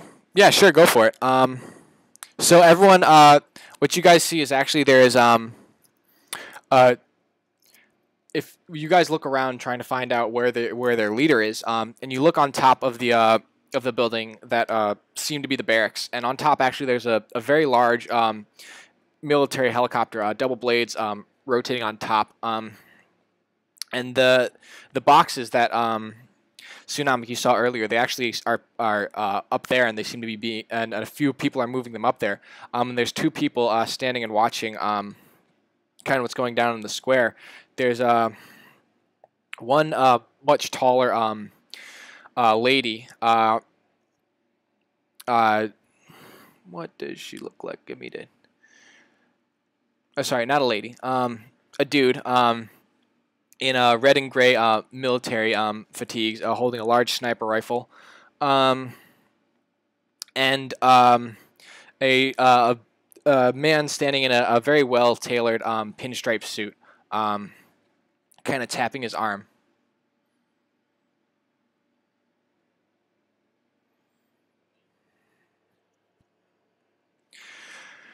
Sure, you can try. I want everyone, and also, as you try to do this, the doors to the building directly across from you guys, that look like the workshop, the doors are kind of blasted apart, and a huge brute jumps out and lands. He seems to have his skin is kind of falling off again, and he seems to be growing much larger. No, that guy's taken into custody. He looks similar.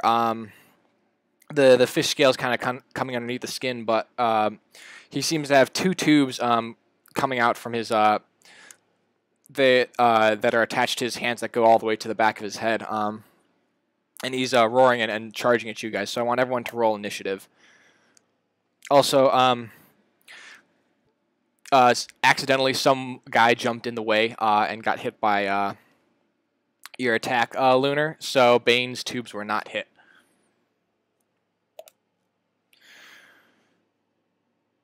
Yeah.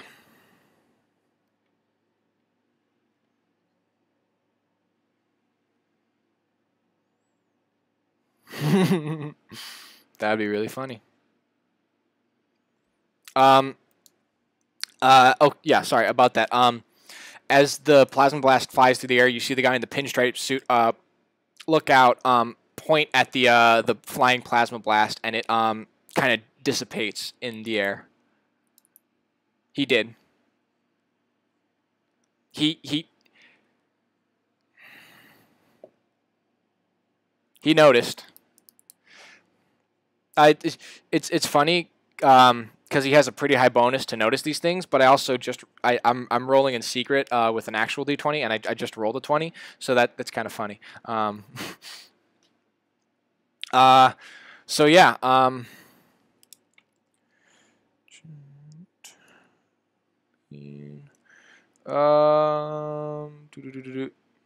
Yeah. Deadly needs to roll initiative.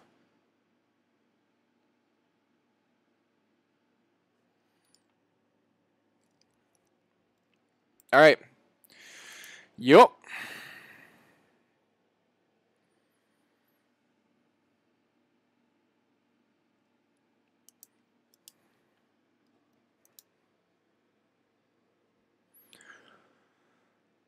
So what are you up to first?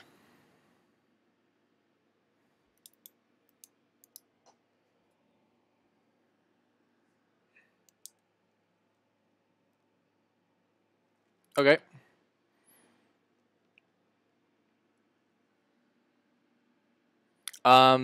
Bane's troops, Snake troops, or giant guy?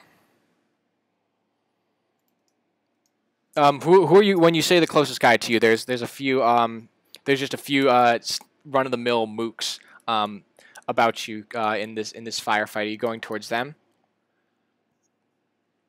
Okay. Yeah, so you go towards one of the guys with the snake heads on his uniform, and clock him upside the head, and he actually leaves his feet, and his head hits the ground, and he lies still, moaning. All right.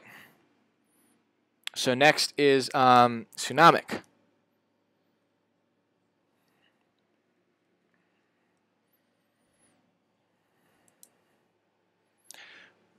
Yeah, he has two tubes, one connected to the back of each of his to a gauntlet on each hand, and both of them go to the back of his head. Sure. Yeah. Okay. Yeah. So you reach for one of those tubes, and he kind of bats your hand away, and he rears back and attempts to swing at you. So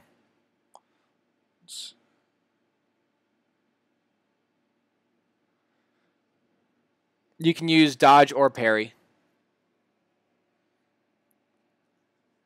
Fortitude's once you get hit. Well, Fortitude's like your Constitution save, basically, if you were going by like D&D things.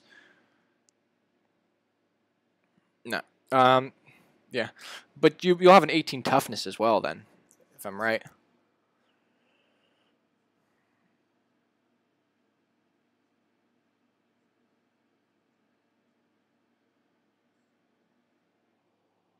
Okay. So. Yeah, so he pulls back and hits you square in the chest. So now make a toughness roll with that against that. Yeah, with it's against the 28 difficulty. The difficulty's 28 for that. 28. Yeah, so he hits you square in the chest, and you go flying and leave an imprint in the one of the into the hangar below the helicopter. And you are stunned in the wall, so you miss the. What is the effect of that? Being stunned.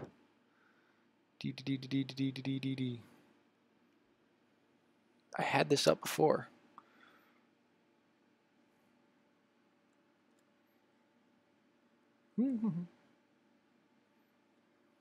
Anyway. No worries. I'll pull it up as we're doing the next things. But that means next is Stalker.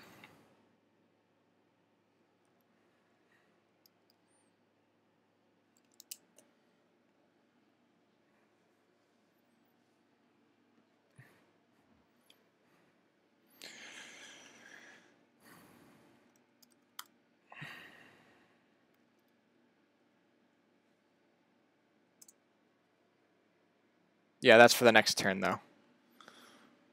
I'm pretty sure. Let me just double check, though.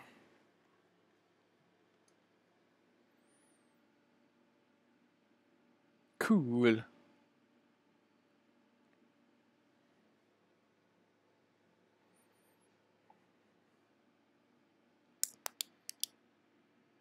Sure. Oh, nice. You get to choose what happens. So you either get a alternate effect with your attack. You can make the difficulty harder. I think there's a few others. You can choose that. Where is that? There we go.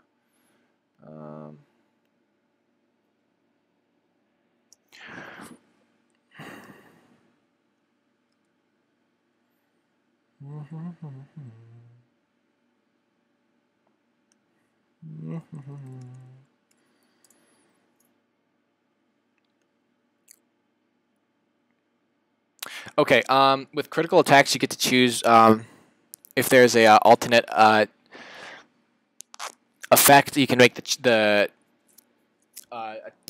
attack more difficult to block against. There's a few different things you can do.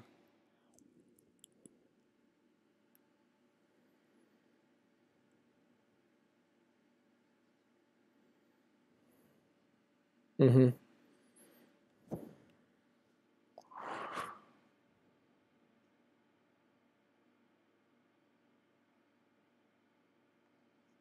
Okay.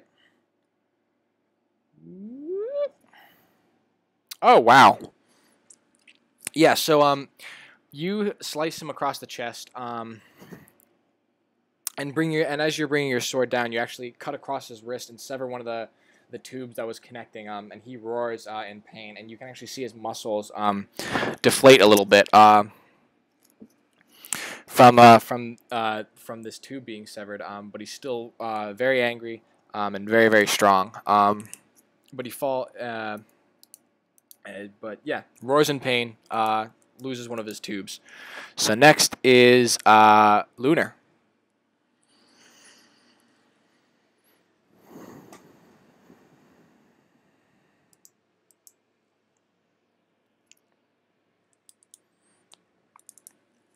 Okay, that hits actually because he was unable to do anything because Stalker brought him did so much damage from his last one. So both those tubes are blasted across, and you can see his muscles again continue to deflate.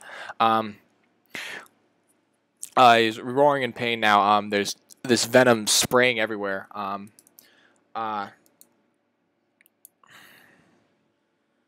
He is not blinded.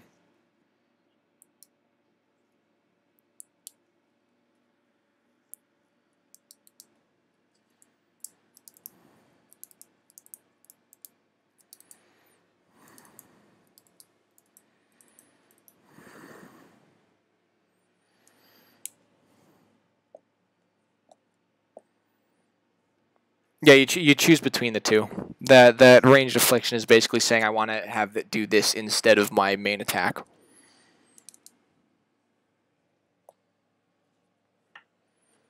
They're all underneath your plasma power. That's why.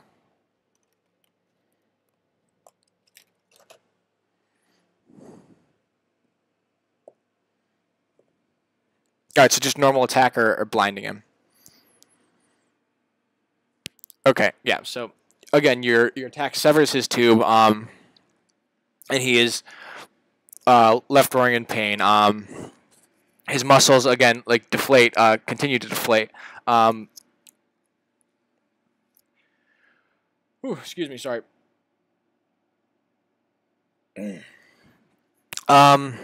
Yeah, and so now this brings us to Bane. And he sees what is happening right now. And directs some of his minions to fire at this guy, and he fires as well. But his shots ping off the monster's hide. The troops are running about in chaos. Some of them had venom land in their eyes and are blinded. As this goes on, the helicopter blades start to speed up. and the tall guy with the sniper rifle moves towards the helicopter and gets into the cockpit. As the man in the pinstripe suit looks on and turns and starts walking towards the cockpit as well. So that brings us back to the top with Deadly.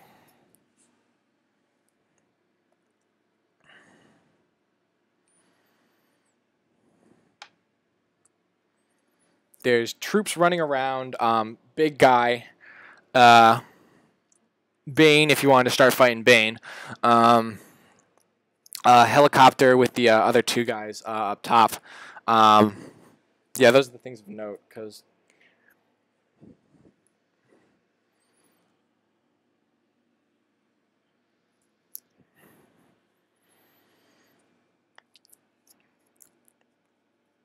so you run an attempt to hit him with your fists, but his flailing arms, from the pain that he's in from losing his venom supply and being hit from before, make it difficult to get in and attack him. So that brings us next to Tsunomic again, who... Oh yeah, you're stunned. So that brings us to the Giant, who's also stunned, bringing us back to Stalker.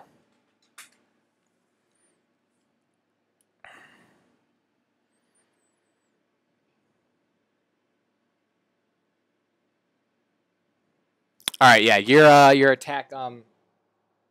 Again, you can't get close either because of his flailing arms. Bring us back to Lunar.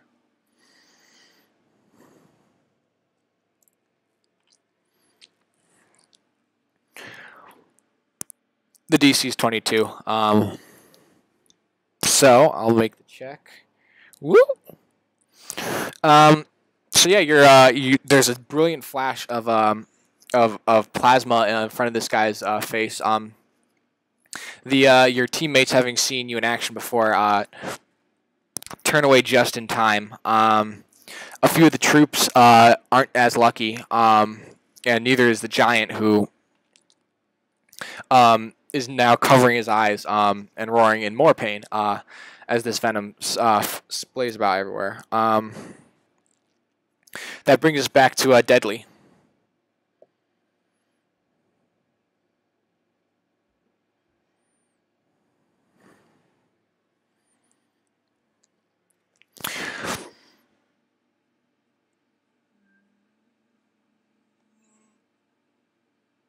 Yeah, so your attack, again, can't seem to reach in between his flailing arms. Bring us back to stock. Bring us to Tsunomic now, because now you are no longer stunned. Tsunomic now, so you weren't... Deadly, you weren't able to get inside his... sorry, your spear wasn't able to penetrate his hide. Bring us back to Tsunomic.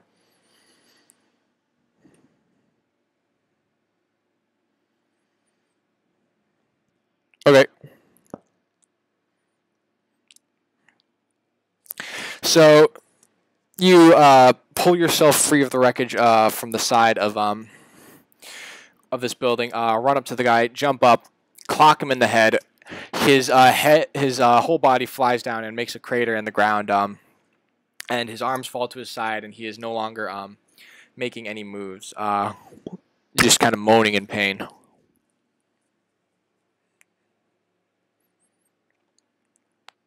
So that brings us to... so I'll say that's...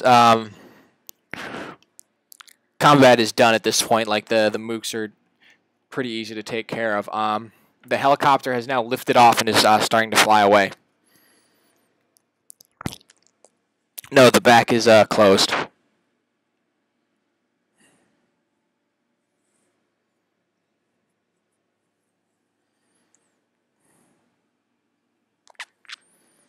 It's pretty difficult. It's kind of far away at this point. But yes.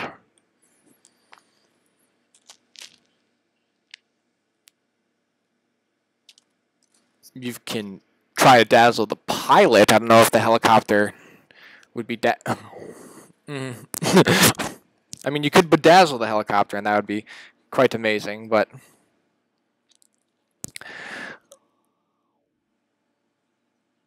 Yeah.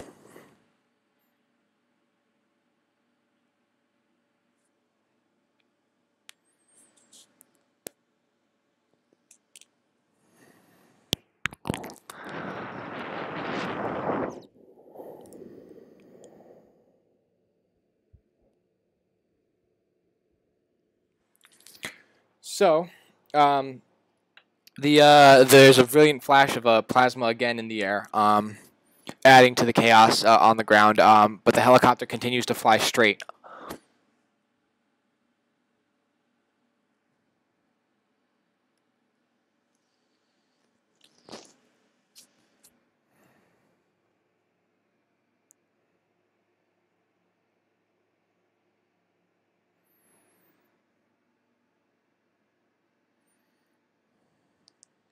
Okay. All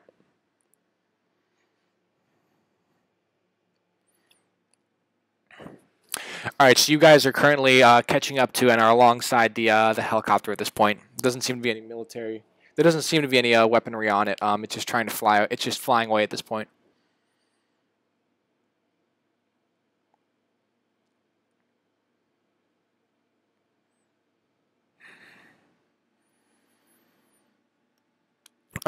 You see a grizzled middle-aged veteran. Scars all over his face in gray and red army fatigues. With a sniper rifle in the seat next to him. And he sees you guys and grins when he sees you and starts to pull a gun out of a holster at his side.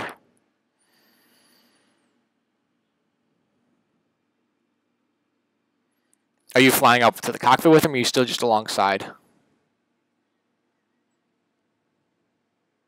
Okay, yeah, so you guys can see this.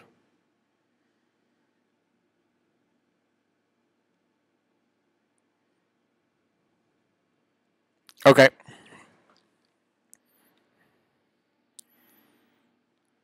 So your plasma ball hits the front of the helicopter, but kind of splays out along the sides. It didn't seem to penetrate the window, but the glass is now white hot and actually starting to melt a little bit.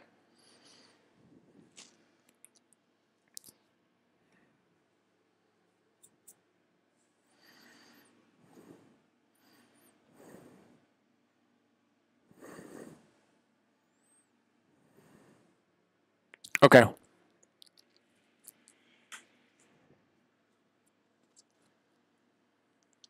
Okay. Stalker and Lunar, what are you guys doing back at the base?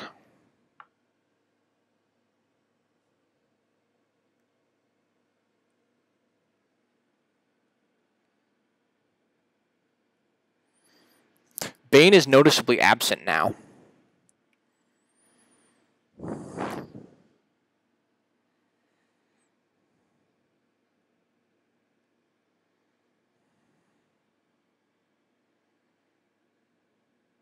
Yeah, they're kind of just running around.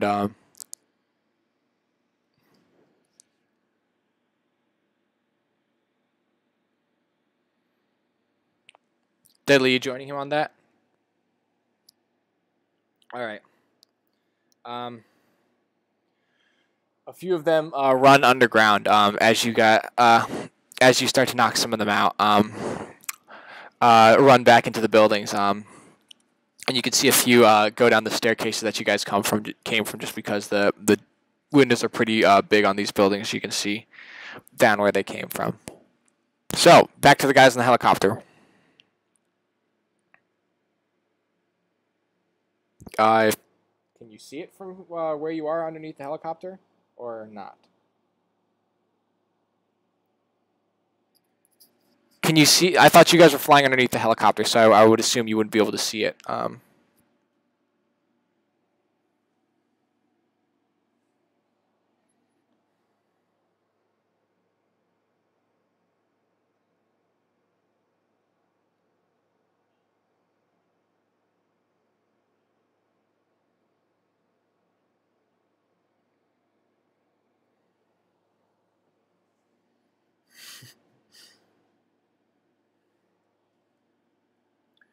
Okay. No. You just start to burn the bottom of the helicopter. Ironically, though, like even though you're pouring plasma into it, it doesn't seem to be heating up at this point.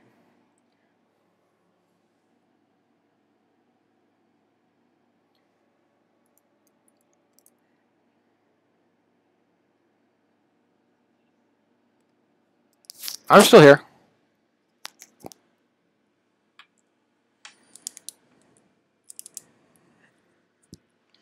Well, you're pouring like power into it, but it just doesn't seem to be heating up for some reason.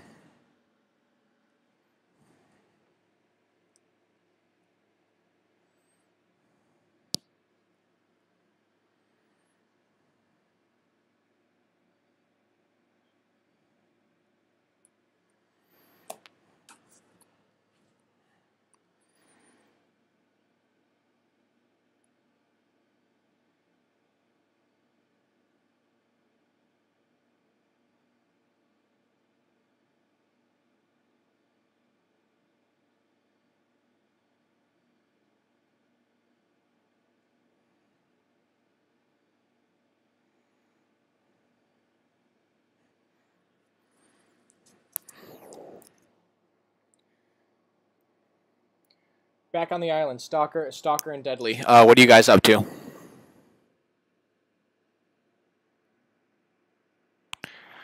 There's a few guys milling around. Most have actually run back into buildings and are underground at this point.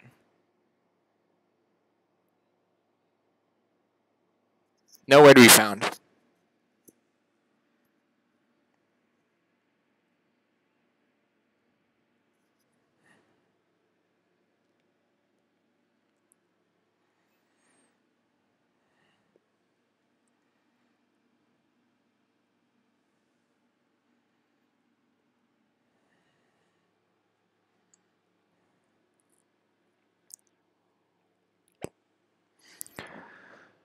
So what are you guys doing back on the island? Just trying to find Bane? How are you trying to find him? Just like running around looking for him? Like doing any tracking?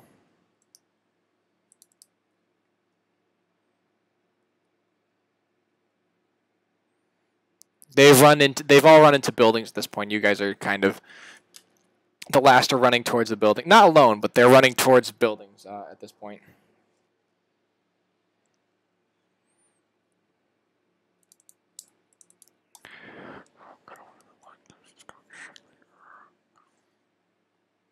Did you guys hear me or no? Okay, I'm double checking this entire time.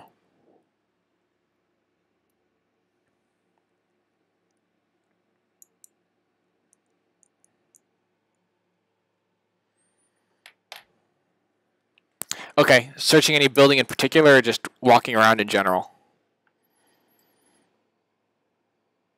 Yeah.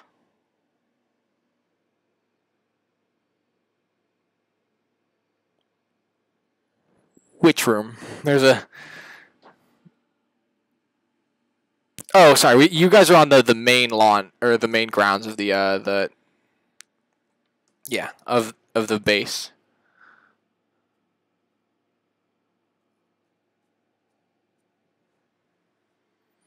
So you guys are you gonna search one of the buildings you've been in before? Or are you gonna go to one of the ones that you haven't been in yet?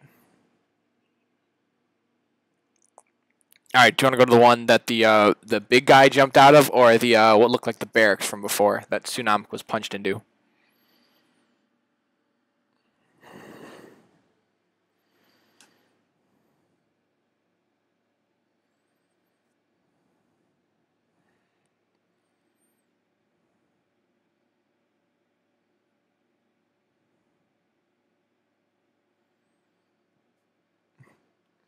All right, of the two buildings, the ones you haven't been are the workshops and the barracks that Tsunami got punched into. So which of those two are you going to search?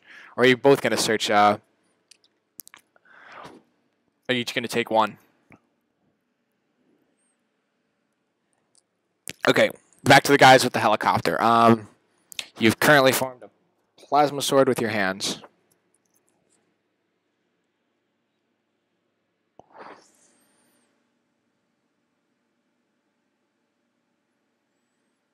Yeah.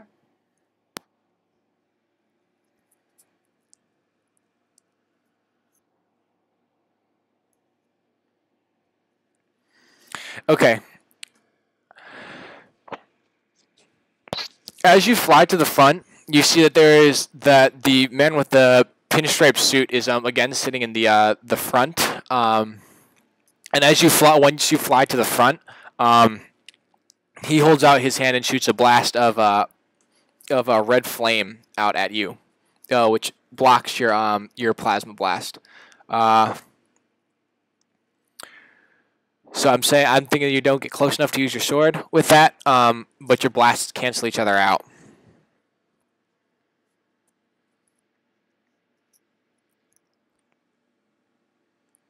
No, it hasn't. It actually looks just as solid as before.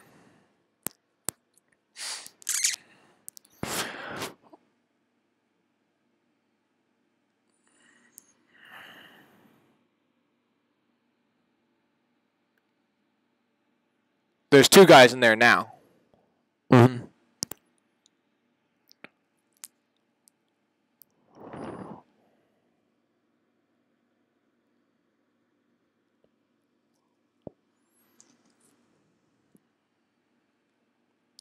As you fly up, as well, another blast of red flame comes at you. I want you guys to both.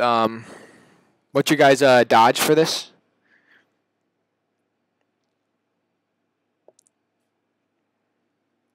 Yeah. Okay. This blast of red flame hits both you guys. And does what's your guys' fortitude? Or sorry, toughness. Yeah, against 20. It's against 20. All right, so both you guys get hit with this blast and start to fall out of the sky as these flames actually seem to rip the plasma away from your body and stun you a little bit. So you guys are both falling, and the helicopter gains a little bit of distance away from you guys. Stalker and Deadly. Once you guys enter the workshops, you see Bane has actually lit in a bunch of fires on some. Has just actually sorry. He's just finished pouring gasoline. He's holding a match in his hand at this point.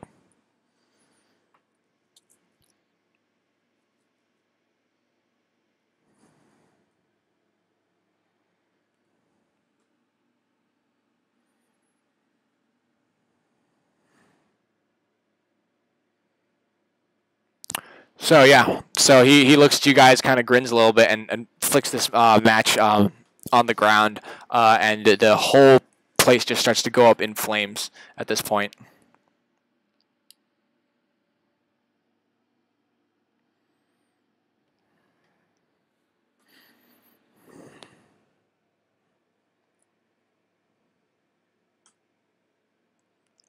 The big doors that you guys just came from.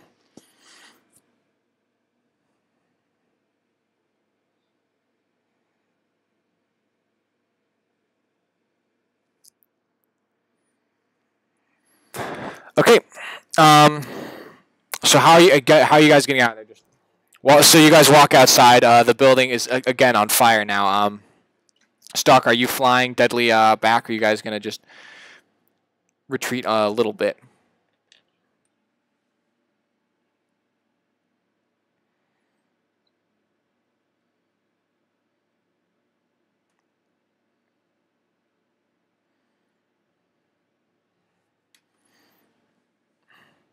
Okay.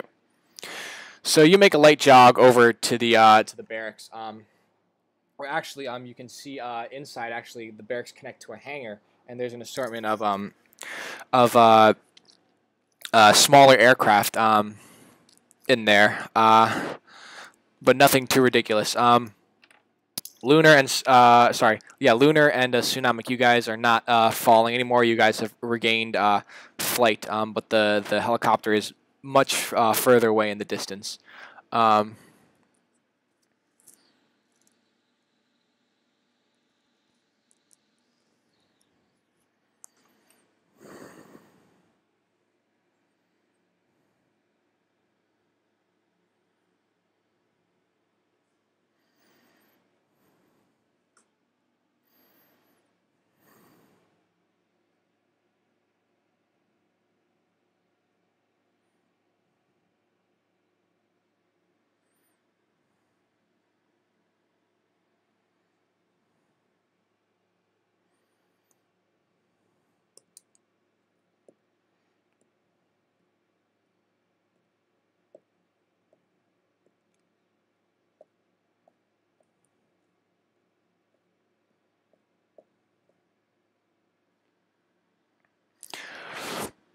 as you look for that, Stalker and Deadly, the workshop that you guys just came from, a small explosion comes through it, kind of shakes the ground a little bit, but the building is still standing. Windows are blown out, and fire is now everywhere on the grounds.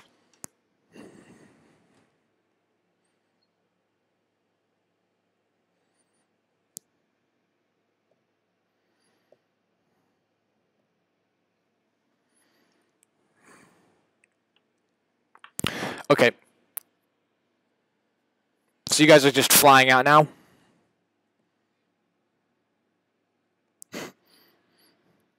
All right.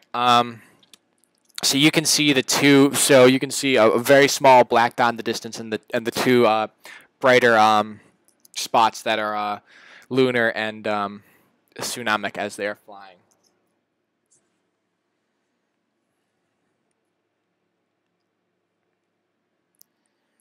So you guys all rejoin in the air.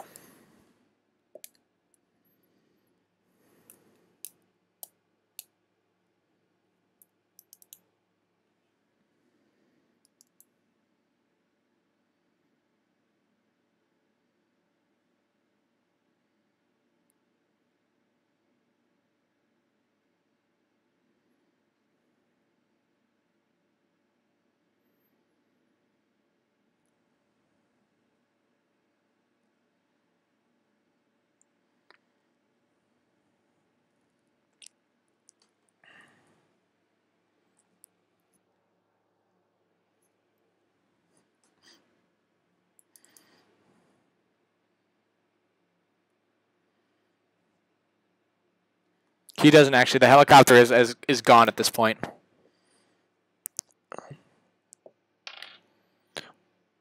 I assumed you guys had just kind of stopped and like were hovering in midair.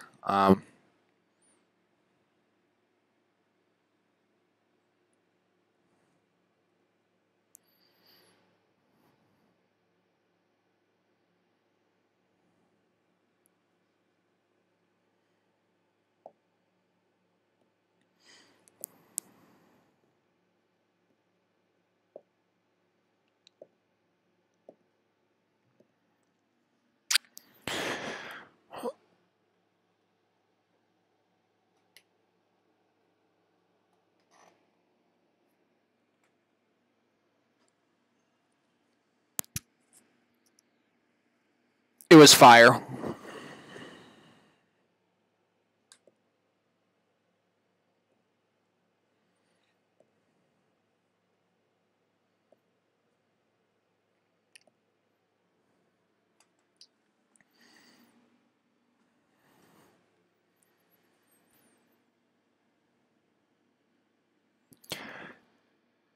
It would have been, but the helicopter has disappeared at this point.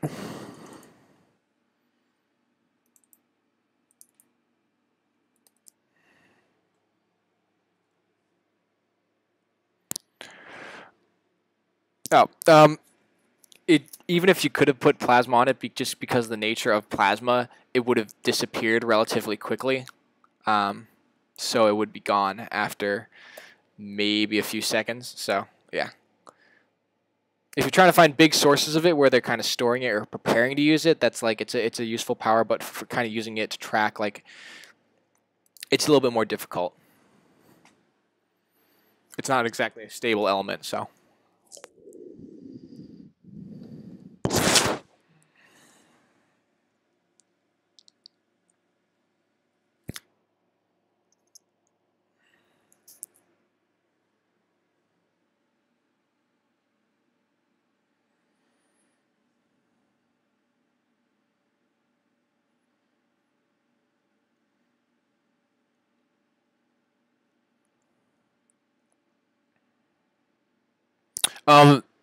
At this point, you guys don't know. You're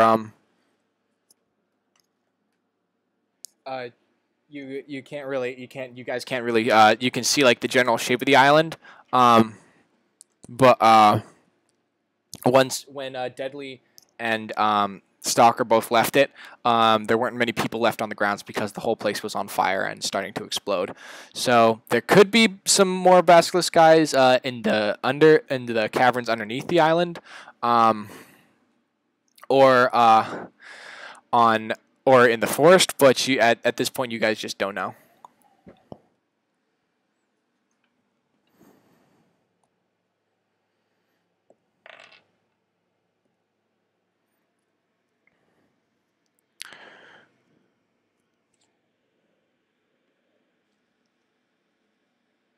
Batman wanted you guys to check out the island because there had been some reports of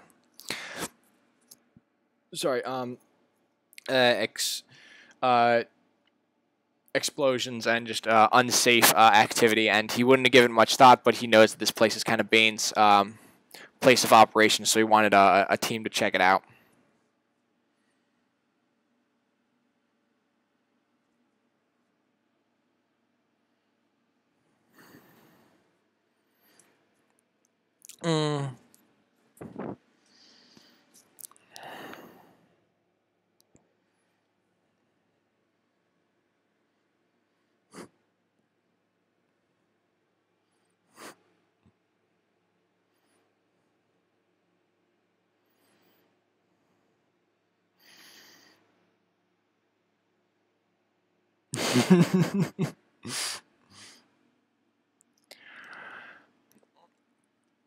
At this point, there's a small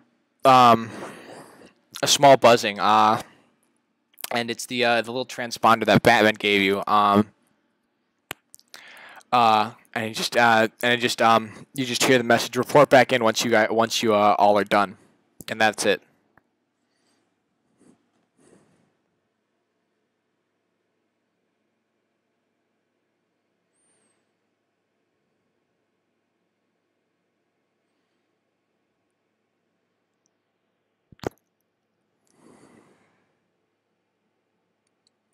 So you guys all head back to the tower, and yeah, everyone has arrived. Patch up your any of the injuries that you got from before. Plug the transponder back in, and Batman's face appears again on the computer.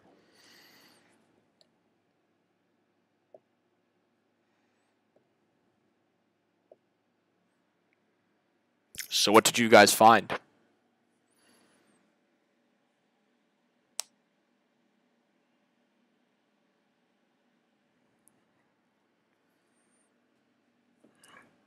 Basilisk was involved in this?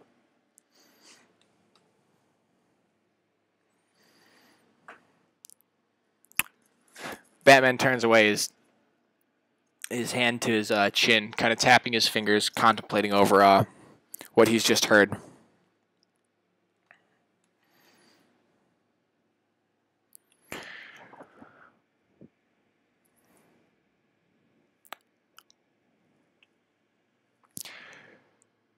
If Basilisk is involved with this, then the implications could run further than we first assumed. Can I trust on this team to be available for further assignments from me?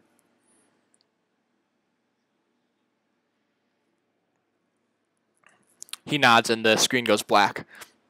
And I think that's where we will end it for tonight. So thank you everybody who listened to us, or who listens to us in the future. This has been really fun. Thank you to all you guys for joining us once again. And we'll be back at the same time next week. Until then,